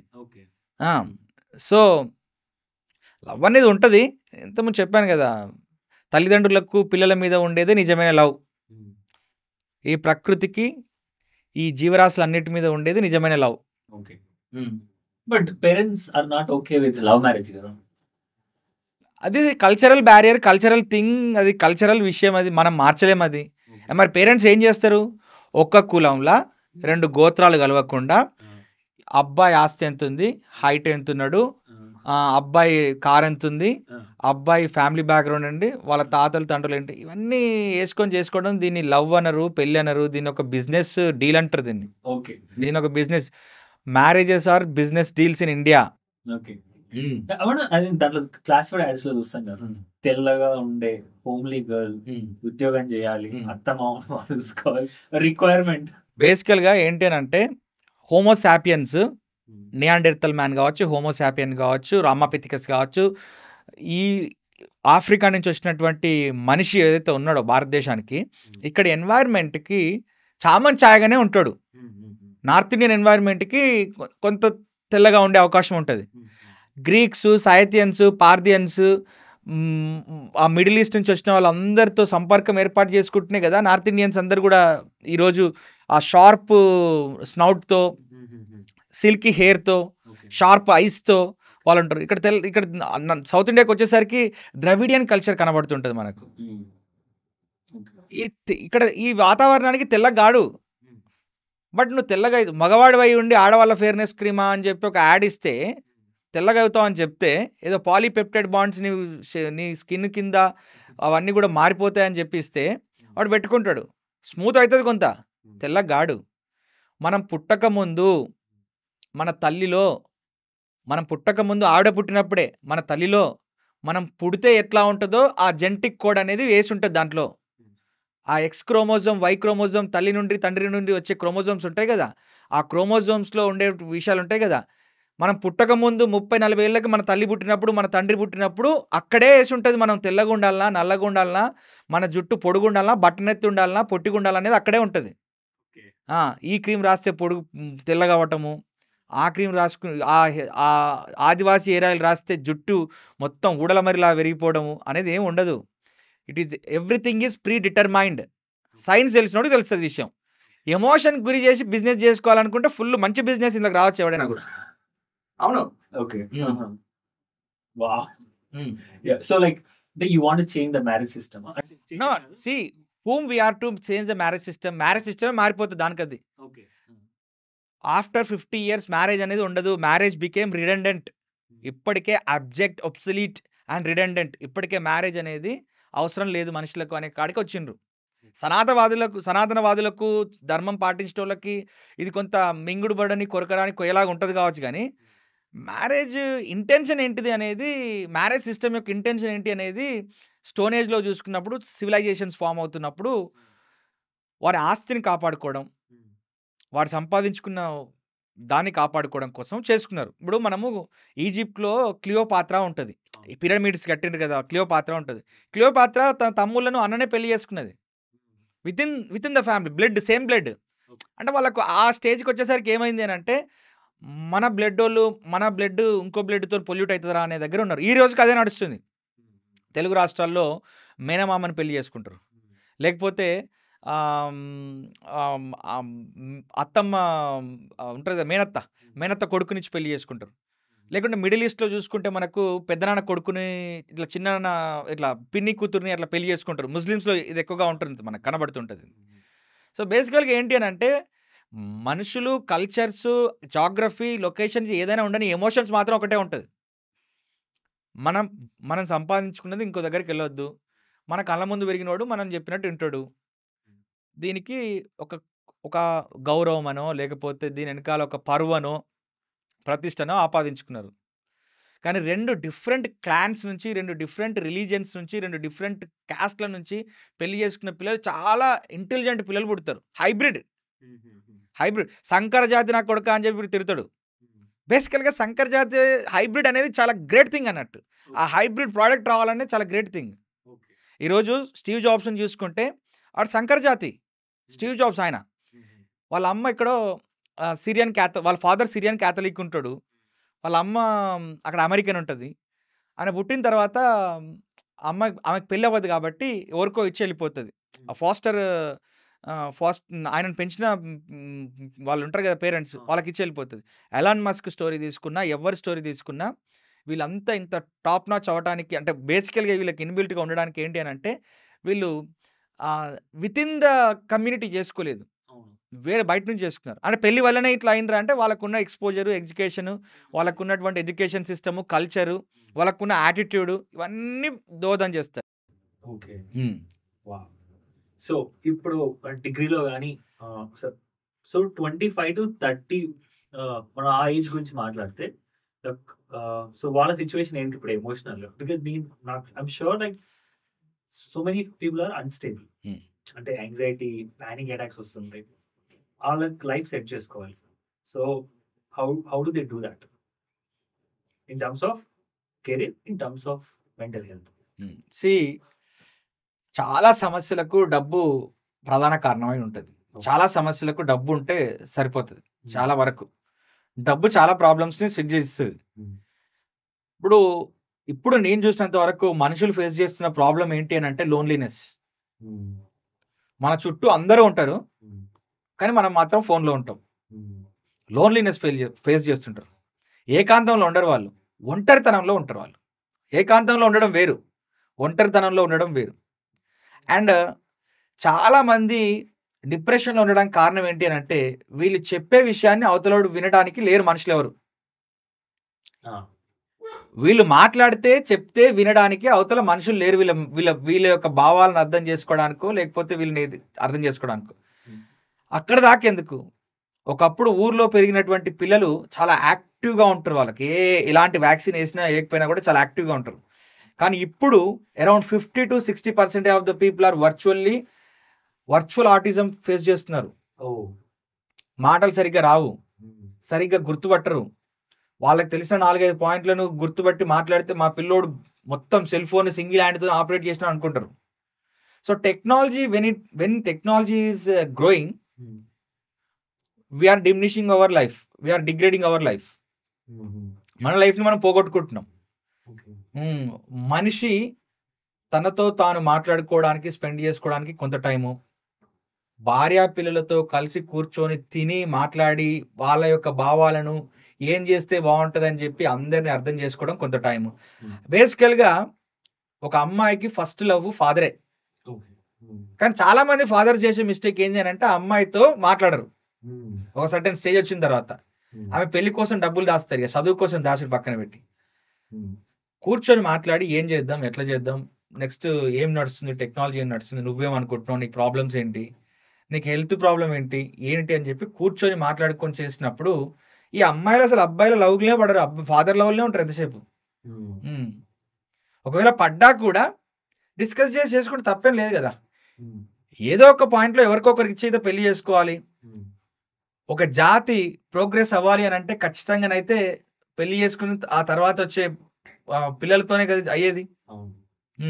కాబట్టి వ్యక్తులుగా మనము ఈ కార్పొరేషన్స్కి పనిచేసినప్పుడు ర్యాట్ రేస్లో పడిపోతుంటాం. పొద్దున్నే లేవాలి, టెన్షన్గా 6ంటికి 7ంటికి లేవాలి, మెట్రో పట్టుకోవాలి, జాబ్కి వెళ్ళాలి, సాయంత్రం రావాలి, తినేసి పడుకోవాలి. ఇక్కడ భార్యతో మాట్లాడుకోవడానికి టైం లేదు, పిల్లలతో మాట్లాడుకోవడానికి టైం లేదు, తల్లిదండ్రులతో మాట్లాడడానికి టైం లేదు. దేని గురించి డిస్కస్ చేస్తాం మరి? మన ఈగో సాటిస్ఫై అవడానికి ఈ గాసిప్స్ గురించి డిస్కస్ చేస్తాం. మన చెత్త అంతా కార్పెట్ కిందకి వేసి దాని మీద మంచిగా కార్పెట్ వేసి ఏం లేదని చెప్పి అనుకుంటాము. మనం అందరి జీవితంలో ఉన్న చెత్త గురించి డిస్కస్ చేస్తాం. ఫోన్లు పెట్టుకొని చూస్తాం కదా మనం, వాళ్ళు విడాకులు, వీళ్ళు లేచిపోయిండ్రు, ఇవన్నీ చూస్తాం. ఇక్కడ సాటిస్ఫై అవుతుంటాం అన్నట్టు. ఏదో ఒక పాయింట్లో సాటిస్ఫై కావాలి కదా మనిషి, అట్లా. సో దీనివల్ల మనకేంటంటే మనిషి చాలా వ్యసనాలకు గురవుతున్నాడు. తొందరగా ఇన్స్టాంట్గా వచ్చే గ్రాటిఫికేషన్స్ దొరకడం కోసం డ్రగ్స్ కావచ్చు, ఆల్కహాల్ కావచ్చు, ఇది గాసిప్స్ కావచ్చు, ఇంకా చాలా ఉన్నాయి ఇలాంటివి, వాటికి గురవుతున్నాడు. అది కాకుండా we have to go back to our roots. ఫ్యామిలీతో కూర్చొని మాట్లాడుకోవటము, ఫ్యామిలీ మెంబర్స్ అందరిని చూసుకోవటము. This is called rich. This is real rich. This is రీల్స్లలో చూపించే రిచ్ కాదు. అది నీ కార్ ముందు చేస్తున్నావు, ఇంకోని కార్ ముందు చేస్తున్నావు, నీ కార్లో చేస్తున్నావు, ఇంకోని కార్లో చేస్తున్నావు తెలియదు. రియల్ రిచ్ అనేది కావాలి మనకు. బీయింగ్ రియల్ రిచ్ అంటే నీకు టైం ఉండాలి లైఫ్లో. నువ్వు ప్రేమించే వ్యక్తులతో మాట్లాడడానికి టైం ఉండాలి. నువ్వు భవిష్యత్తులో ఏం చేయాలనుకుంటున్నావు దాన్ని డిసైడ్ చేసుకోవడానికి, ఓ స్కెచ్ గీసుకోవడానికి టైం ఉండాలి. చాలా మందికి ఈరోజు లేనిది ఏంటి అని అంటే టైం. అయితే we talked about this Facebook post లో ఒకటి చదివాను, యాష్లీ మాడిసన్ అనే ఒక. అవును. What is that? I want people to know about it. So బేసికల్గా ఏంటంటే Ashley Madison was a website. So అది రివీల్ చేయదు. బట్ అందులో రివీల్ చేసినప్పుడు ఏంటి అని అంటే ఎక్స్ట్రా మ్యారిటల్ అఫైర్స్ ఎవరికి ఎక్కువగా ఉన్నాయనంటే బాగా డబ్బున్న వాళ్ళకి, సంపాదిస్తున్న వాళ్ళకి, వాటికి ఇండియాలో ఫర్ ఎవ్రీ 4th 5th గైకి అమ్మాయి అయినా అబ్బాయి అయినా ఉంటున్నాయి అనే విషయము చెప్తున్నాయి. ఇప్పుడు ఎందుకు బ్లింకిట్లో, జెప్టోలో వాళ్ళు కూడా మన 31st రోజు రిలీజ్ చేసిన డేటా ప్రకారం కోట్ల వాల్యూమ్స్ ఆఫ్ కాండమ్స్ అమ్ముడుపోయినాయని చెప్పి వచ్చింది కదా. ఇదంతా ఎప్పుడైతే మనం స్ట్రెస్ చేస్తే, చాలా పెద్ద పాపులేషన్ కదా, ఇంత పెద్ద పాపులేషన్ని మనము సెక్స్ మీద ట్యాబు, పెళ్లి మీద ట్యాబు, రిలేషన్షిప్స్ మీద ట్యాబు, అన్నిటి మీద ట్యాబు పెట్టినప్పుడు ఈ వరకు ట్యాబు ఓకే, అది ఎక్కడో అక్కడ బస్ట్ అయ్యి లీకేజ్ అవుతుంటుంది అన్నట్టు. Safety valve. Extra marital affairs ఎక్కువగా బాగా కల్చరల్లీ స్ట్రాంగ్ ఉన్నటువంటి చోటనే ఎక్కువ జరుగుతాయి. Culturally suppressed in the sense కల్చరల్గా ఈ పెళ్లిని, సెక్స్ని, రిలేషన్షిప్ని, ఫిజికల్ ఆస్పెక్ట్స్ని రెగ్యులేట్ చేసే సొసైటీస్లో ఎక్కువ జరుగుతుంటాయి. ఫ్రీ సొసైటీలో అంతే జరుగుతుంది. ఇప్పుడు free society in the sense ప్రపంచంలోనే చాలా హ్యాపీగా ఉన్న countries Scandinavian countries, Norway, Denmark, ఆ కంట్రీస్ ఉన్నాయి కదా.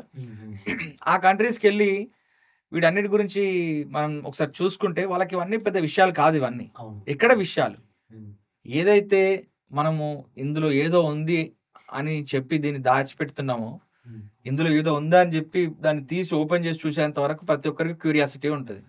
అలా క్యూరియాసిటీ లేదు, ఇంతకు మించి ఏం లేదు అని అన్నారు కాబట్టి ఎవరి పనిలో వాళ్ళు ఉంటారు. Okay. And you also talked about bad boy syndrome while talking about relationships.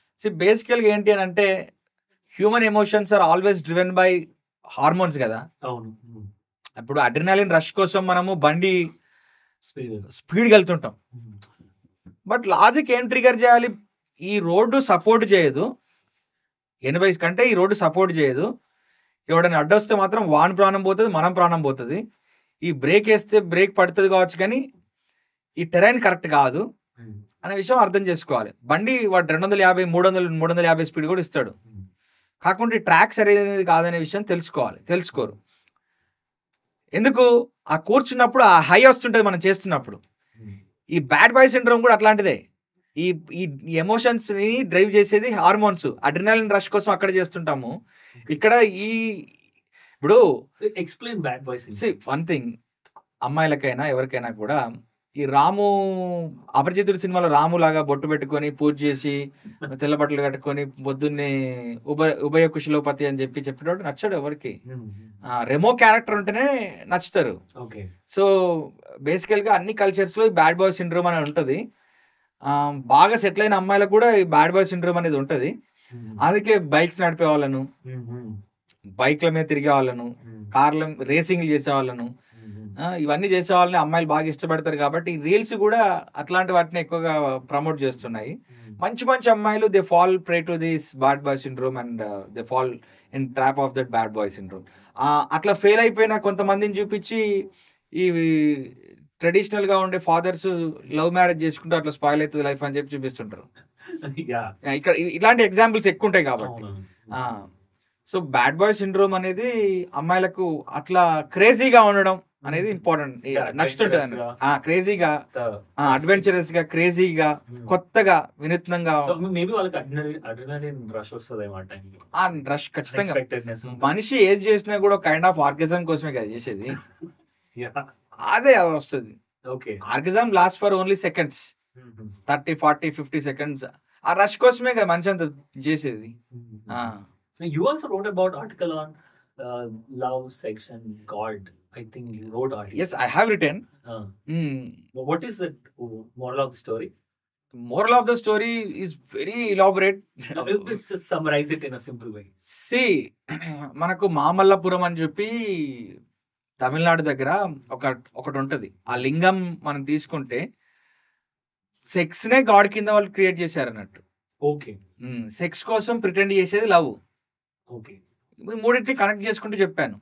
Okay. Love, God, sex and love అని చెప్పేసి. ఓకే. సో ఇప్పుడు మనకు తాపీ ధర్మారావు గారు అని చెప్పి సీనియర్ మోస్ట్ రైటర్ 90s లో 1921లో ఒక పుస్తకం రాశారు. ఓకే. దేవాలయాలపై బూతు బొమ్మలు ఎందుకు అని చెప్పేసి. అండ్ ఆరుద్ర గారు ఒక పుస్తకం రాశారు, గుడిలో సెక్స్ అని చెప్పేసి. ఓకే. ఈ పుస్తకాలన్నీ చదివితే కానీ మనకు అర్థం కాదు. ఓకే. ఆ రోజుల్లో గుడులు సెక్స్ కు నిలయాలు ఇవన్నీ కూడా. ఓకే. ఆ పుస్తకాలు చదివితే అర్థం. నేను చెప్పిన విషయం కాదు, నాకేం తెలియదు, ఆ పుస్తకాలు చదివితే తెలుస్తుంది మనకు. ఓకే. రాళ్ళు, రప్పలు, ఇనుప కచ్చడాలు, ఈ ఎక్స్ట్రా మ్యారిటల్ అఫేర్స్ అనేవి ఈ రోజు కాన్సెప్ట్ కాదు, 3, 4, 5 వేల సంవత్సరాల నుంచి ఉన్నాయి ఈ కాన్సెప్ట్. ఇనుప కచ్చడాలని చెప్పేసి ఆడవాళ్లకు వాళ్ళ ప్రైవేట్ పార్ట్స్, వాళ్ళ జెనైటల్స్ చుట్టూ తాళం వేసుకొని వీళ్ళు యాత్రలకు పోతుంటారు కదా, కాశీ విహార యాత్రలకు పోతుంటారు కదా, మళ్ళీ వచ్చే వరకు మళ్ళీ వీళ్ళకి పిల్లలు పుడితే మళ్ళీ మా పేరు వస్తుంది. వీళ్ళు 2-3 సంవత్సరాలు వెళ్తారు. వీళ్ళు వెళ్ళినప్పుడు కామన్గా ఉంటుంది అమ్మాయి, వీళ్ళు వచ్చేసరికి బాబుని చేతిలో పట్టుకుని ఉంటే వీళ్ళకి పేరు వస్తుంది కదా, ఈ అమ్మాయి ఎక్కడో కట్టు తప్పింది అని చెప్పేసి. అందుకని చెప్పి వీళ్ళు ఏం చేస్తారు, లాక్ వేసుకొని వెళ్ళిపోతుంటారు. సో ఎక్స్ట్రా మ్యారిటల్ అఫేర్స్ అప్పుడు హ్యూమన్ ఎమోషన్స్ ఏ కల్చర్లో, లైక్ ఐ సెడ్, ఏ కల్చర్లో అయినా సేమ్ ఉంటాయి. హ్యూమన్ హార్మోన్స్ సేమ్ ఉన్నప్పుడు, ఇప్పుడు మంగళాయిడ్ ఫీచర్స్ ఉన్నోడికి హార్మోన్స్ డిఫరెంట్ గా, నెగ్రోటాయిడ్ ఫీచర్స్ ఉన్నోడికి హార్మోన్స్ డిఫరెంట్ గా, ఇండియన్ వాడికి హార్మోన్ డిఫరెంట్ గా ఉండవు కదా. ఫిజియలాజికల్ గా అందరం సేమే, పనులు కూడా అన్ని సేమే, అప్పుడైనా ఇప్పుడైనా అన్ని సేమే జరుగుతాయి. But they use to enjoy lot. ఇప్పుడు అంతా కూడా ఇన్స్టాంటేనియస్ గ్రాటిఫికేషన్ వైపు ఇప్పుడు ఉంది. వాళ్ళు బాగా ఎంజాయ్ చేసేవాళ్ళు. అప్పుడు కూడా ఇది ఉంది, ఆయన పెళ్లి చేసుకున్న భార్య ఇంకెవరితోనన్నా పోతే వచ్చే వరకు బాబు చేతిలో ఉంటే ఆ ప్రాబ్లం వస్తుందని చెప్పేసి. బట్ ఆ పుస్తకాలు రాసిన విషయం ఏంటంటే, ఆడవాళ్ళు ఆ తాళం వేసుకొని పోతారు కదా, ఆ తాళాన్ని నకలు కింద సబ్బుకు, ఆ ఇది నల్ల మట్టి ఉంటది కదా, నల్లరేగడి మట్టి, ఆ నకలు కింద దాని ఒక దాని ఇట్లా పెట్టుకుంటే సరిపోతుంది. ఓకే. ఈ ఈ హోల్ ఆర్నమెంట్ చేసినోడు ఉంటాడు కదా, ఆ వడ్డానం కైండ్ ఆఫ్ అవును అది ఉంటది కదా, అవును. ఆ హోల్ ఆర్నమెంట్ చేసినోడి దగ్గరికి వెళ్తే ఈ తాళం చేసాడా మళ్ళీ నకల్ ఇంకొకటి చేసిస్తారు. వాళ్ళు కావాలనుకున్నాడు ఇప్పుతారు, చేస్తారు. మళ్ళీ కావాలనుకున్నాడు పెట్టుకుంటారు. ఓకే. ప్రతి దానికి నువ్వు తాళం వేసిన వాటినే తాళం చెవి ఉంటది. ఏది కూడా సేఫ్ కాదు లైఫ్ లో. Okay. So like you are saying that sex అనేది ఏన్షియంట్ టైమ్ లోనే ఇట్ వాజ్ మోర్ ప్రెవలెంట్. ఇప్పుడు ఇంకా because of the culture and caste ప్రపంచానికి సెక్స్ నాలెడ్జ్ ఇచ్చింది భారతదేశం. అవును. దాన్ని గొప్పగా చెప్పుకోవాల్సింది పోయి మన సనాతన ధర్మము లో భాగంగా గుప్తుల కాలంలో ఆల్మోస్ట్ కొన్ని వేల మంది రీసెర్చ్ చేసి ఒక కంపెండియం ఆఫ్ బుక్ రాసి రాశారు. వాత్సాయనుడు అమ్మాయా అబ్బాయా తెలియదు ఇప్పటి వరకు, ఎవరు చెప్పలేదు, ఇవాల్యుయేట్ చేయలేదు. వాత్సాయనుడు రాశాడు. ప్రపంచానికి సెక్స్ నాలెడ్జ్ ఇచ్చింది వాత్సాయనుడు కామసూత్ర పుస్తకం. ఆ తర్వాత కొకోక శాస్త్ర అని ఉన్నది, కొకోక శాస్త్ర అనే పుస్తకం ఉన్నది. ఎప్పుడైతే సీరియస్ గా దీన్ని రెగ్యులేట్ చేయడం, ఫిజియలాజికల్ అండ్ ఫిజికల్ యాక్టివిటీని రెగ్యులేట్ చేయడం మొదలు పెట్టారో సెక్స్ అనేది ట్యాబు అయిపోయింది. అసలు దాని గురించి మాట్లాడొద్దు, ఇంకా అసలుకే మాట్లాడొద్దు, దాని గురించి చెప్పొద్దు, వినొద్దు. బట్ మన కల్చర్ లో సెక్స్ ని పూజించే వాళ్ళు కాబట్టి God sex and love. Okay. అందుకే దేవాలయాలపై బూత్ బొమ్మలు, what is the concept of that actually? దేవాలయాలపై బూత్ బొమ్మలు ఒక్కొక్కరు ఒక్కొక్క రకంగా చెప్తుంటారు. ఇప్పుడు తాపి ధర్మారావు గారు ఆయన పుస్తకంలో, ఇప్పుడు గుడిలో సెక్స్ ఆరుద్ర గారు ఆయన పుస్తకంలో ఏం చెప్పారనంటే, సెక్స్ ని ఎట్లా చేసుకోవాలి అనే విషయాన్ని ఒక అమ్మాయికి అబ్బాయికి వాళ్ళకి ఏ స్కూల్ నేర్పించదు, ఏ వేద పాఠశాల కానీ ఎక్కడ కానీ నేర్పించరు, వాళ్ళకు తెలియదు. బట్ సెక్స్ సైన్స్ అనేది మొత్తం కూడా చెప్పడానికి ఆ రోజు సెల్ ఫోన్స్ లేవు, టీవీస్ లేవు, పేపర్స్ లేవు, న్యూస్ పేపర్స్ లేవు, బుక్స్ లేవు, ఒక దగ్గర ఉండాలి, ఇన్ని రకాలుగా చేసుకోవచ్చు అని చెప్పి ఆ వాటిని చెక్కి పెట్టారన్నట్టు. ఇలా ఉంటది. పెళ్ళైన నవ వధువులు జంట వాళ్ళిద్దరూ వచ్చి చూసుకోవటము నేర్చుకోవటం అన్నట్టు. అదంతా దేవుడికి దండం పెట్టిన తర్వాత నేర్చుకోవటం అదంతా ఆ పుస్తకం ప్రకారం. సో అక్కడ నుంచి దాని నుంచి మాట్లాడితేనే, ఐ మీన్ డిస్కస్ చేస్తేనే తప్పు అన్న స్థాయికి వచ్చామన్నమాట. ఇప్పుడు తప్పు అన్న స్థాయికి వచ్చామని అంటే we feel shy. I mean నాకు ఇంకా గుర్తుంది, రేడియోలో ఎయిడ్స్ గురించి వస్తుంటే I asking my dad what is it, నీకెందుకు వెళ్ళి కూర్చో అనమాట. సో యూనో అదే నేనేం చెప్తున్నా, చెత్త విపరీతంగా ఉంటది, దాన్ని కార్పెట్ కిందకి తోసేస్తాం, పైన కార్పెట్ వేస్తాము, నీట్గా ఉందనే విషయంలో ఉంటాం మనం. బట్ లోపల ఫామ్ అయ్యే క్యాన్సర్ ఫామ్ అవుతుంటది. ఎప్పుడైనా కూడా క్లియర్ గా డిస్కస్ చేయాలి. డిస్కస్ చేయకపోతే అది ప్రాబ్లం అవుతుంది. ఎందుకు ఇప్పుడు ఇవన్నీ విషయాలు తెలియకనే కదా పిల్లలు రాత్రిపూట VPN యాత్రలు చేస్తుంటారు. ప్రతి ఒక్కరు చేసేది ఇండియాలో పోర్నుకున్నటువంటి మార్కెట్ ఎక్కడ లేదు. ఎందుకు? Basically Indians are sex hungry people. Statistics తీసుకుంటే వేరే ఏ కంట్రీలో తీసుకున్నా కూడా ఆన్ యావరేజ్ గా 14 years కో 15 years కో 16 years కో 18 years కో ఆన్ యావరేజ్ గా youth the experience first sex. But ఇండియాలో పెళ్లి కావాలి, పెళ్లి దాకా పక్కన పెడితే సెటిల్ కావాలి, జాబ్ రావాలి, డబ్బు సంపాదించాలి, ఇవన్నీ అయిన తర్వాత పెళ్లి కావాలి. ఇవన్నీ అయ్యే వరకు 35 ఏళ్ళు వస్తాయి. అప్పటి వరకే చాలా వరకు ఈయనలో ఉన్న లిబిడో రష్ తగ్గిపోతుంది. Okay. Are you promoting healthy sex in a way? Healthy sex అనేది అంటే like after 18 after 18 government of India constitution legal frame work లో అది చేస్తుంది. దాని ప్రకారం okay. But national crime records bureau ప్రకారము ఎంతమంది చిన్న పిల్లలు ఈ చైల్డ్ సెక్షువల్ అబ్యూస్ కి గురవుతున్నారు, వాళ్ళ రైట్స్ వాళ్ళకి తెలియకపోవడం వల్ల. ఆడపిల్లలు, మగపిల్లలు, నేషనల్ క్రైమ్ రికార్డ్స్ బ్యూరో ప్రకారం తీసుకుంటే every second child is a victim of child sexual abuse. తీసుకొని చూడండి, చదవండి ఒకసారి, తెలుస్తుంది. సో రైట్స్ చెప్పాలి, వాళ్ళ బాడీ మీద వాళ్ళకు ఉన్నటువంటి రైట్స్ అని చెప్పాలి. అదే విధంగా జీవితంలో ఒక మనిషిలో డబ్బు ఖర్చు పెట్టకుండా ఫ్రీగా వచ్చేది సెక్స్ ఒకటే. దాన్ని ఎంజాయ్ చేయకుండా ఇంకా దాని మీద ట్యాబూస్ పెట్టి, దాని మీద అన్ని layer by layer regulatory system పెట్టి, రెగ్యులేటరీ సిస్టమ్ కాన్స్టిట్యూషనల్ ఫ్రేమ్వర్క్ చెప్పింది కదా, 18 years దాటిందంటే when you are major with consent 147 section 147 ప్రకారం with consent 147 or 347 subject to correction. దాని ప్రకారం ఇద్దరు వ్యక్తులు కన్సెంట్తో మీరు ఏమైనా చేసుకోవచ్చు మీ కన్సెంట్తో. Without consent you are not suppose to rape. So ఇప్పుడు దీని గురించి డిస్కస్ చేసుకుంటూ పోయినాం అనుకో, ఇది ఒక 100 episodeలో అవుతుంది. 100 episodeలో అవుతుంది. నాలో ఫైర్ ఎక్కువడం కాదు, బేసికల్గా రామ్ గోపాల్ వర్మ ఏమంటాడు అని అంటే, రామ్ గోపాల్ వర్మ గురించి ఒక విషయం చెప్తా. బేసికల్గా ఏం చెప్తాడు అని అంటే, ఫుడ్ గురించి ఆలోచించడం అనేది వేస్ట్ ఆఫ్ టైం అని అంటాడు. థామస్ అల్వా ఎడిసన్ ఏమంటాడు అని అంటే, sleep is the cruel waste of time అని అంటాడు. ఒక సనాతనవాది ఏమంటాడు అంటే, బ్రహ్మకుమారిస్ లాంటి వాళ్ళు ఉన్నారు, నీ యొక్క పొటెన్షియాలిటీని నువ్వు బాగా 12 సంవత్సరాలు బాగా నిగ్రహించుకుంటే నీ మెదడులో ఒక నాడీ పెరిగి ఆ నాడీతోనే నువ్వు ఒక ఉజ్వలమైనటువంటి మహోన్నత వ్యక్తి అవుతావు అని అంటాడు. వీళ్ళందరి పర్సెప్షన్లో వాళ్ళు కరెక్ట్, సైన్స్ పర్సెప్షన్లో వీళ్ళందరూ వేస్ట్, రాంగ్. సైన్స్ అనేది ఉంటుంది కదా బయాలజికల్గా, సైన్స్ పర్సెప్షన్లో వీళ్ళందరూ రాంగ్. ప్రపంచంలో ఎక్కడికి పోయినా ఒక కల్చర్ ఉంటుంది, ఆ కల్చర్కి ఒక ఫుడ్ ఉంటుంది, ఆ ఫుడ్కి ఒక టేస్ట్ ఉంటుంది. ఫుడ్ని ఖచ్చితంగా ఎంజాయ్ చేయాలి. ఫుడ్ కోసం టైం వేస్ట్ చేయొద్దంటే కోటి విద్యలు కూటి కోసమే అని చెప్పి ఎప్పటి నుంచో ఉంది. దావత్ చేసుకుందాం అనుకుంటున్నాం, ఏం ఫుడ్ వండిస్తున్నారు అనేదే కాన్సెప్ట్ వస్తుంది. పెళ్ళికి వెళ్తున్నాం, ఏం ఫుడ్ పెట్టారు అనేదే కాన్సెప్ట్ వస్తుంది. మనిషి ఎంత పని చేసినా కూడా మనిషి పొద్దున రీఛార్జ్ అవ్వడానికి 8 hours స్లీప్, మినిమం స్లీప్ అవసరం. క్రూయల్ వేస్ట్ ఆఫ్ టైం అని చెప్పి థామస్ అల్వా ఎడిసన్ ప్రపంచానికి వెలుగునిచ్చిన వ్యక్తి చెప్పాడని చెప్పి దాన్ని నమ్మాల్సిన అవసరం లేదు. నేను చెప్పిన విషయాలని రూఢీ చేసుకోకుండా, సైంటిఫిక్ ఎవిడెన్స్ లేకుండా, దాన్ని చదువుకోకుండా నమ్మాల్సిన అవసరం లేదు. రామ్ గోపాల్ వర్మ లాంటి logical person food is waste of time అంటున్నాడు అని దాన్ని నమ్మాల్సిన అవసరం లేదు. Like sex, food is also మన టేస్ట్ బర్డ్స్ ని సాటిస్ఫై చేస్తుంది, స్టిమ్యులేట్ చేస్తుంది కాబట్టి అది కూడా ఇంపార్టెంట్.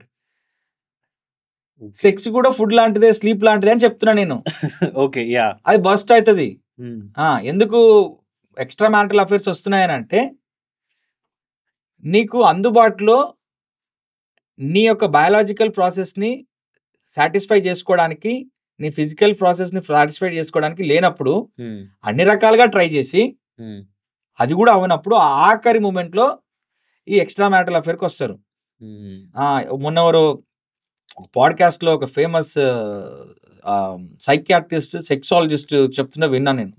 బై 2040 ఇండియాలో మొత్తం వర్చువల్ సెక్స్ ఉంటుంది అని చెప్పేసి. అంటే ఒక రిలేషన్షిప్ లోకి వెళ్ళినప్పుడు పెంట కదా. ఓకే, ఏఐతో, రోబోటిక్స్ తో, ఇప్పుడు బ్లింకిట్ లో కానీ జెప్టోలో కానీ మనం చూసుకుంటే మనకు అందుబాటులో, సడన్ గా అందుబాటులో ఉండేవి ఏంటి అని అంటే అన్ని కూడా సెక్స్ టాయ్స్ అందుబాటులో ఉన్నాయి. 2-5 minutes గ్యాప్ లో డెలివరీ అయిపోతుంటాయి. మనిషితోనే అవసరం లేకుండా సాటిస్ఫై చేసుకుంటారు జనాలు. ఓకే, సో మనుషులతో అవసరం, ఇప్పుడు ఇద్దరు వ్యక్తులు కలిసి ఉంటున్నాయి, వాళ్ళు మధ్యన అన్ని రకాల ప్రాబ్లమ్స్ వచ్చేది. ఫైనాన్షియల్ ప్రాబ్లం కావచ్చు, పర్సనల్ ప్రాబ్లం కావచ్చు, ఈగో ప్రాబ్లం కావచ్చు, ఒపీనియన్ డిఫరెన్సెస్ కావచ్చు, ఏం లేకపోతే. Do you think that boys also have a bad girl syndrome like that? అట్లేం బాయ్స్ కి బ్యాడ్ గర్ల్, గుడ్ గర్ల్ ఏమి ఉండదు. గర్ల్ అయితే సరిపోతాను అక్కడ ఉంటారు వాళ్ళు, అంతే. బాయ్స్ కి వేరే, బాయ్స్ రిక్వైర్మెంట్ వేరే, గర్ల్ అయితే సరిపోతుంది, ఒక గర్ల్ ఉంటే సరిపోతుంది అనే కాడ ఉంటారు, అంతే. ఓకే, అని నేను అనుకుంటున్నా. Okay, maybe true, may not be true. I mean, like you're giving your understanding about understanding. Yeah. Yes, Okay. yes. So what do you think about how important detachment? మనిషికి డిటాచ్మెంట్ అనేది ఎంత important అనుకో? చాలా important detachment అనేది. Okay, detachment from whom, what? Detachment from everything. మనం వచ్చినప్పుడు naked గా ఏమి పట్టుకరాకుండా వచ్చినాం, పోయేటప్పుడు నేకెడ్ గా ఏం పట్టుకపోకుండా పోతాం. ఉన్నంతసేపు ఎంజాయ్ చేయాలి, ఉన్నంతసేపు ఫుల్ ఫ్లెడ్జ్డ్ గా మన టైం దానికి ఇవ్వాలి, తర్వాత డిటాచ్ అయిపోవాలి. ఓకే, ఏ విషయం అయినా సరే. అటాచ్ అయినప్పుడు మనం చాలా బాధపడతాం. ఒక కారు కొనుక్కున్నాం, తెల్లారి డెంట్ పడింది. దానికి మనం బాగా అటాచ్ అయితే ఇక మనం పని కూడా చేసుకోలేం. బాగా దాని గురించే ఆలోచిస్తుంటాం. నువ్వు బండి కొనుక్కున్నావు, బుల్లెట్. ఆ బండికి పొద్దున్నే వచ్చేవాడు డెంట్ పెట్టిండు. అటాచ్ అయితే మనం ఏం చేయలేం. డిటాచ్ అయ్యి ఏమనుకోవాలి, హైదరాబాద్లో తిరిగే 100 కార్లకు 100 కార్లు ఉంటే ప్రతి 100 కార్లకు స్క్రాచెస్ ఉంటాయి, డెంట్స్ ఉంటాయి. ఇది కామన్, ఇది లైఫ్లో పార్ట్ అని డిటాచ్ అయిపోవాలి అంతే. ఇంకా ఇది లైఫ్లో భాగం అనుకొని పోవాలి. అంటే ప్రతి విషయంలో ఒక పాయింట్లో డిటాచ్ అవ్వాలి, దేనికి అటాచ్ అవ్వద్దు. Attachment leads to disappointment, attachment leads to depression. But attachment లేకుంటే what's the point of life అనిపిస్తుంది, right? Like you have attachment with food. Food attachment ఉన్నది. ఎంత టైం తినగలుగుతాం దాన్ని, ఎంతవరకు తినగలుగుతాం? కొంతవరకే తినగలుగుతాం, కొంత చేయగలుగుతాం. సెక్స్ ఎంతవరకు, దానికో కొంత టైం ఉంటుంది. స్లీప్ ఎంతవరకు, దానికో కొంత టైం ఉంటుంది. పర్సనల్గా ఇంట్రోస్పెక్ట్ చేసుకోవడానికి, పర్సనల్ లైఫ్ స్పెండ్ చేసుకోవడానికి ఏకాంతంలో ఎంత టైం ఉండగలుగుతాం? 1-2 hours. ఏదైనా కూడా లిమిట్లో చేసుకుంటే బాగుంటుంది. ఓవర్ అటాచ్మెంట్ అనేది నువ్వు లేకపోతే నేను లేను, నువ్వు లేక నేను, ఇవన్నీ సినిమా స్టోరీస్. ఏదైనా ఏ పాయింట్లో అయినా కూడా అవన్నీ అవసరం లేదు. ఓకే, డిటాచ్డ్గా ఉండటం అనేది మనిషి నేర్చుకోవాలి. ఓకే, ఈరోజు నాకు 10 కోట్లు ఉన్నాయి,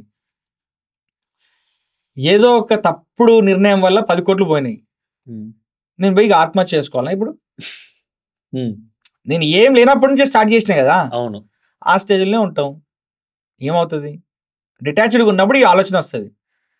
ఒకవేళ అటాచ్డ్గా ఉంటే 10 కోట్ల రూపాయలు పోగొట్టుకున్నా, పరువు పోగొట్టుకున్నా, నా ఫ్యామిలీ మెంబర్స్ ఏమనుకుంటారో, నా కాస్ట్ వాళ్ళు ఏమనుకుంటారో, నా కమ్యూనిటీ వాళ్ళు ఏమనుకుంటారో, రిలేటివ్స్ ఏమనుకుంటారో, ఫ్రెండ్స్ ఏమనుకుంటారో, ఆఫీస్ వాళ్ళు ఏమనుకుంటారో, ఇంటి పక్కడు ఏమనుకుంటాడో, ఏమన్నా అవసరం లేదు.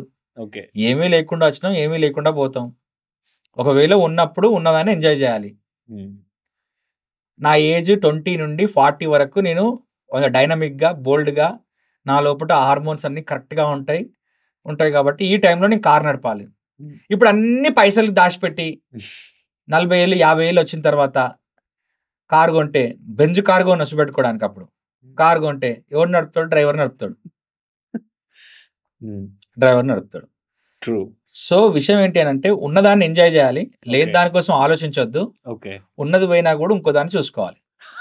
ఎంబడే గ్యాప్ ఇవ్వద్దు, అసలు గ్యాప్ ఇవ్వద్దు. Like they might come back కదా, you don't give a hope వచ్చిన అంటే నాకు అర్థం కాలేదు. ఇప్పుడు వెళ్ళిపోతే అటాచ్ టు సంథింగ్ ఎల్స్ అన్నారు కదా, వెళ్ళిపోతే ఇంకొకరు అన్నారు కదా. అవును, ఇన్ టర్మ్స్ ఆఫ్ పర్సన్ నేను అంటున్నా. హ్యూమన్ బీయింగ్స్ యొక్క విషయాల్ని మనం చెప్పడానికి ఉండదు. ఎవ్రీ సింగిల్ ఇండివిజువల్ కు సబ్జెక్ట్, ఎవ్రీ సింగిల్ ఇండివిజువల్ కు ఒక సబ్జెక్ట్ థింగ్ ఉంటది. ఓకే, నేను చెప్పేది ఫిజికల్ అటాచ్మెంట్స్ గురించి, ఫిజికల్ థింగ్స్ గురించి చెప్పేది నేను. Okay, yeah I mean there is lot of చాలా ఇన్ఫర్మేషన్ వచ్చింది. We will move on to now business.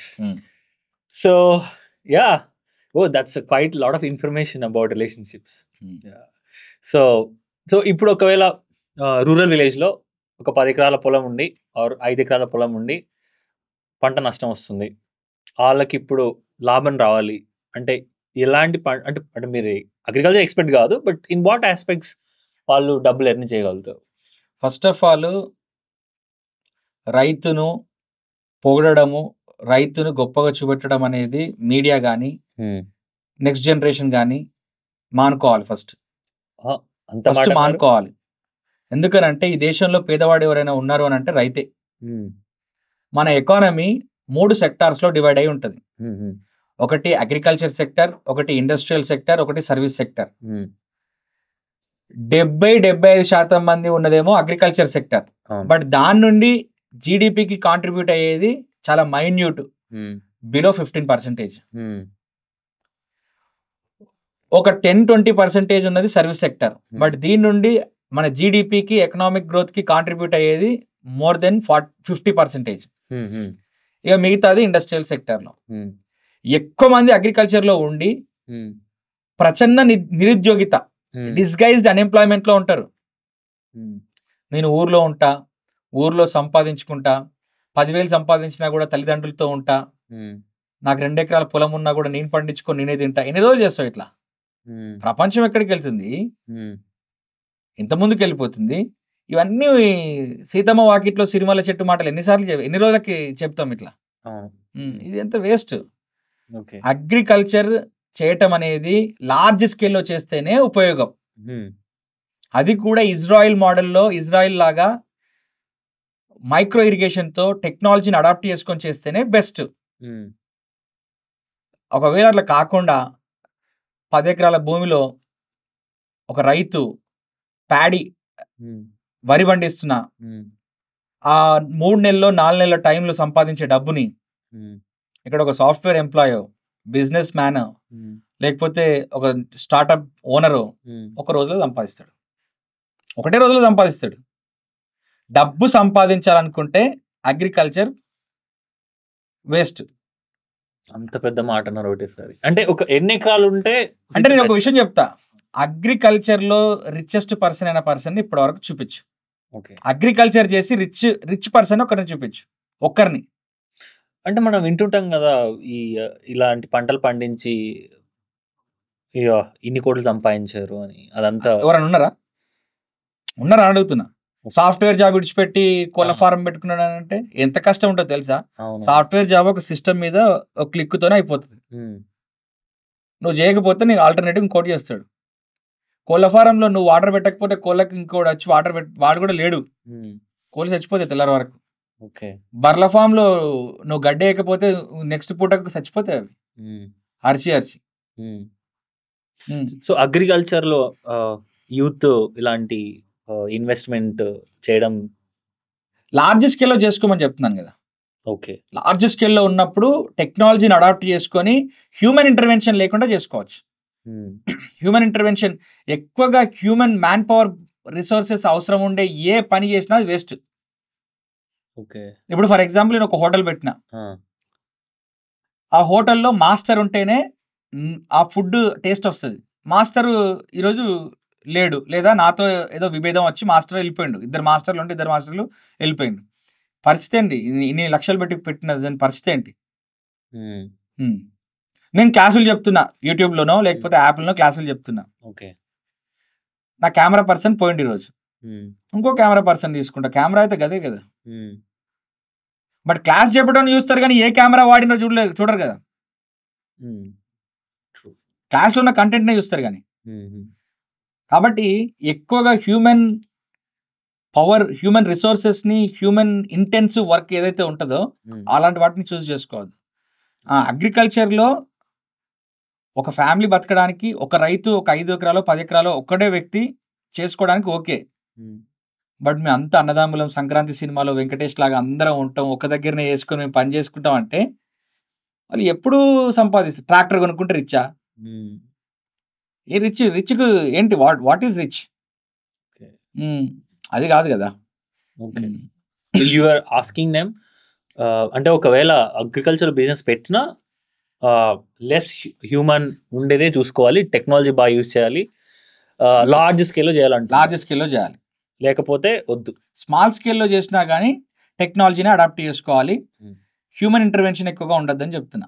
ఎక్కువ హ్యూమన్ రిసోర్సెస్ ఎక్కువగా ఉండే పని ఏది చేయొద్దని చెప్తున్నా. సో ఇప్పుడు ఆ 10 ఎకరాలు ఉండి అంటే ఆ రైతుకి మరి what is the way forward? అంటే 10 ఎకరాలనే కాదు, 2 ఎకరాలు ఉన్న వాళ్ళు కూడా వాళ్ళ పావర్టీ నుంచి బయటికి రావాలంటే ఏం చేయాలి? వాట్ వుడ్, అంటే వాళ్ళకి అంత ప్రపంచం తెలీదు, అంటే టెక్నాలజీని అడాప్ట్ చేసుకోవడంలోనూ I don't think so. So వాళ్ళ పరిస్థితి ఎలా బాగుపడుతుంది? The best investment on land is land అని ఒక నినాదం ఉన్నది. ఒక విషయం ఉన్నది. ల్యాండ్లెస్ పూరే ఎక్కున్నారు ఇండియాలో. అవును, ల్యాండ్లెస్ లేబర్సే ఎక్కున్నారు. ఇప్పుడు నువ్వు అడిగిన క్వశ్చన్ కూడా అదే కదా. 2 ఎకరాలు ఉన్నటువంటి కౌలు రైతు, 2 ఎకరాల రైతు వీళ్ళ లైఫ్ని ఎట్లా బాగు చేసుకోవాలని చెప్పేసి నాకు తెలిసినంత వరకు the best investment on earth is education. అది కూడా ప్రైమరీ ఎడ్యుకేషన్. మంచి క్వాలిటీ ఎడ్యుకేషన్ ఇవ్వాలి పిల్లలకు. 10 ఏళ్లలో నీ బతుకు మారుతుంది. వాడు ఒక ప్రజ్ఞానంద్ అవుతాడు, ఒక ఆయన గుకేష్, ఒక నితీష్ రెడ్డి అవుతాడు, ఓకే. మంచి ఎడ్యుకేషన్ ఇవ్వాలి, మంచి స్కిల్ ఇవ్వాలి, మంచి హోప్ ఇవ్వాలి. నా తర్వాత నువ్వు ఈ ఆవులని, ఈ కోళ్ళని నువ్వే పెంచాలి నాన్న. నా తర్వాత ఇదంతా ఈ 2 ఎకరాల పొలాన్ని నువ్వే చూసుకోవాలని చెప్పొద్దు. అలెగ్జాండర్ వైపు ప్రపంచం మీద దండయాత్ర మొదలుపెట్టు అని చెప్పి పంపించాలి పిల్లల్ని, బాగా మంచి ఎడ్యుకేషన్ ఇచ్చి. ఎడ్యుకేషన్ ఇవ్వాలి. So there is no temporary remedy అంటారు. No temporary remedy. అట్లా రెమెడీ అయితే ఇండియా ఎందుకు డెవలపింగ్ కంట్రీగా ఉంటుంది? ఇండియాలో ఎందుకు ఇంత పవర్టీ ఉంటుంది?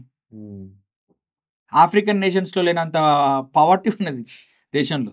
రియల్లీ ఒకసారి హ్యూమన్ డెవలప్మెంట్ ఇండెక్స్లో తీసుకుంటే India is competing with Africa nations like సిరాలియోనే.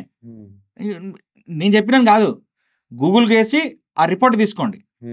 UNDP, United Nations Development Programme, UNDP report ఉంటుంది కదా, తీసుకుంటే హంగర్ ఇండెక్స్ ఉంటుంది కదా, నేపాల్, పాకిస్తాన్, బంగ్లాదేశ్ కంటే ఎన్నుకుంటుంది.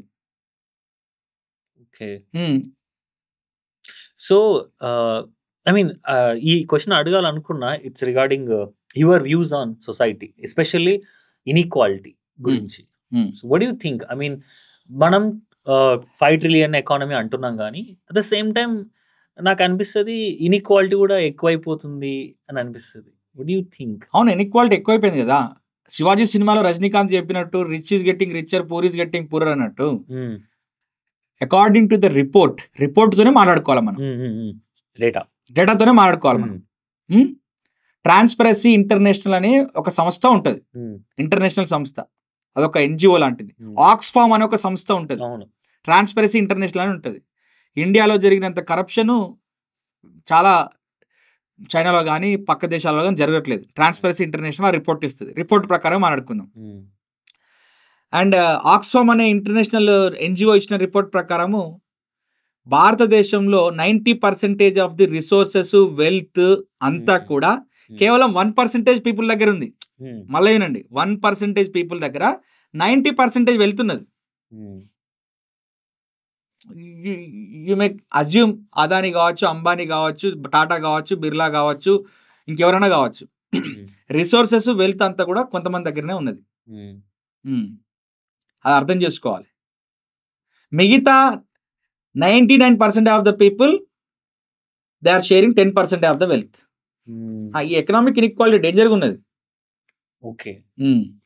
సో అంటే ఇన్ఈక్వాలిటీ అనేది అది న్యాచురల్గా జరుగుతుంది అనుకోవాలి, లేదంటే because that's natural process. Because ఒక నువ్వు ఎక్కే కొద్దీ నీకు ఆపర్చునిటీస్ పెరుగుతాయి. So you grab more pie, right?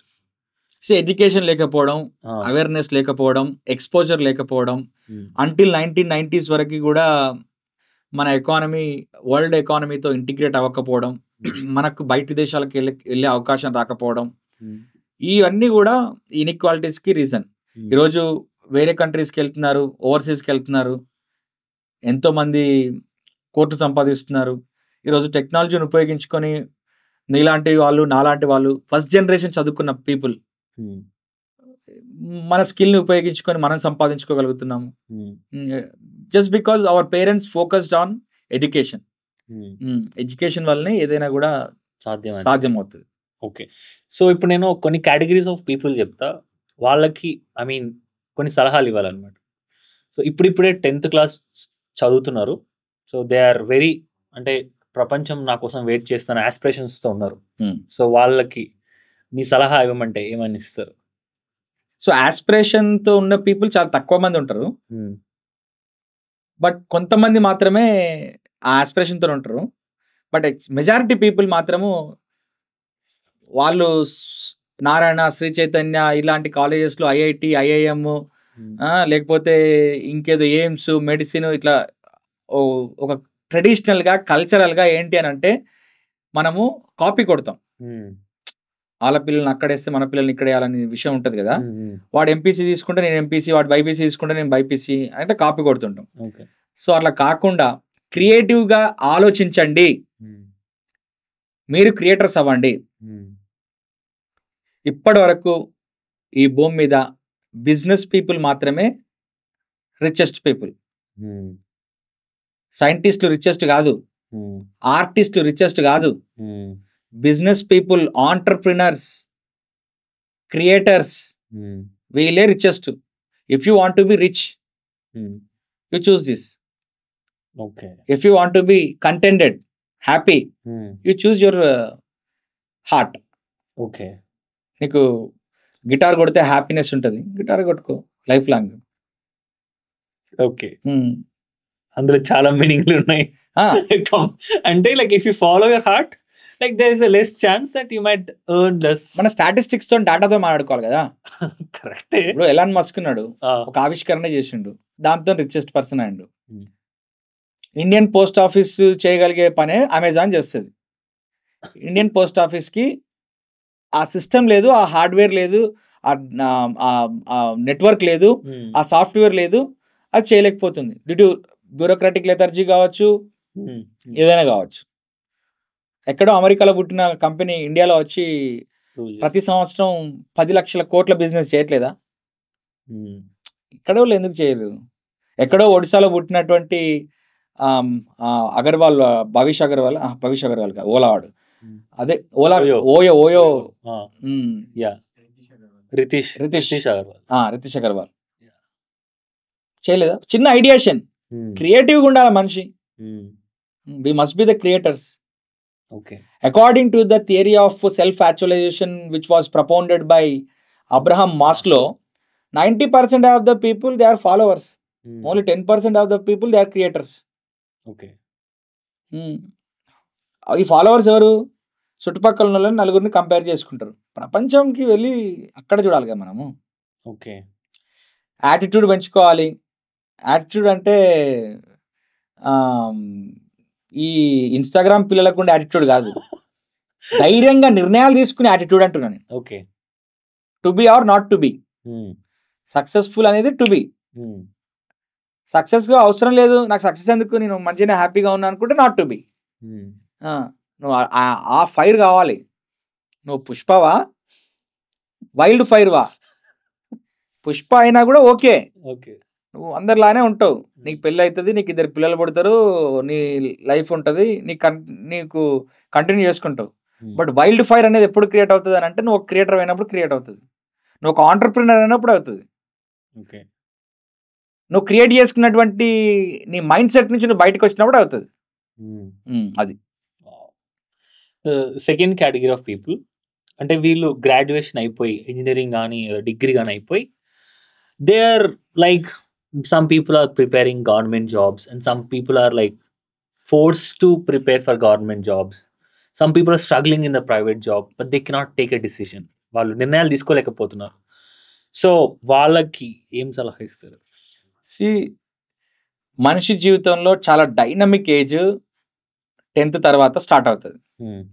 వీడు బీటెక్ అయిపోయేదాకా ఎంజాయ్ చేస్తాడు, సరైన స్కిల్ డెవలప్ చేసుకోడు, చదువుకుంటూ పోతే ఏదో ఒక ఇంజనీరింగ్ కాలేజ్లో సీట్ వస్తుంది, ఎక్కడో ఒక దగ్గర బీటెక్ బ్యాక్లాగ్స్ బీటెక్ కంప్లీట్ చేస్తాడు, స్కిల్ ఉండదు, ఏదో ఒక సర్టిఫికేట్ పెట్టేసి బ్యాక్ ఎండ్ ద్వారా ఏదో కంపెనీలో జాబ్ చేస్తాడు.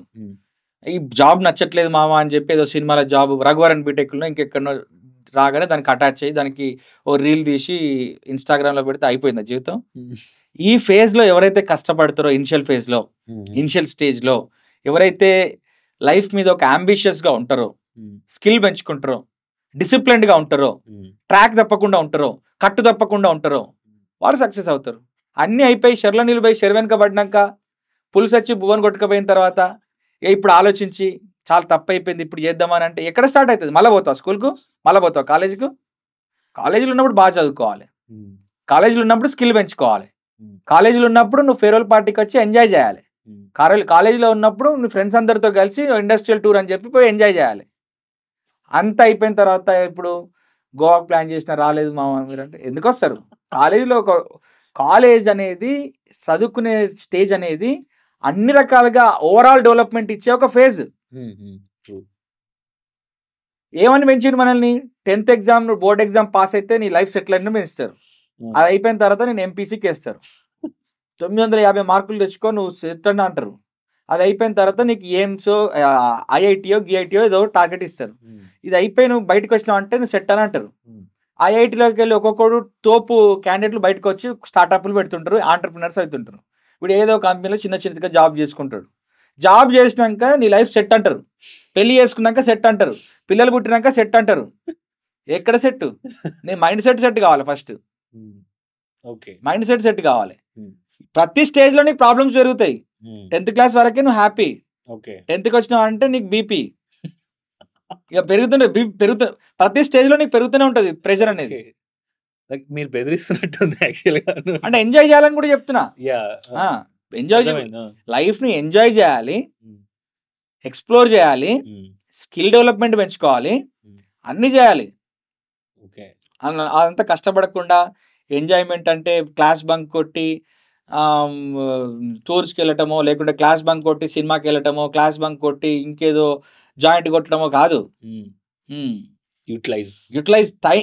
ఫస్ట్ నుంచి చెప్తుంది ఒకటే, టైమ్ ఈజ్ మనీ. ఎవరికైతే టైం ఉంటుందో ఆడు వెల్తియెస్ట్ పర్సన్.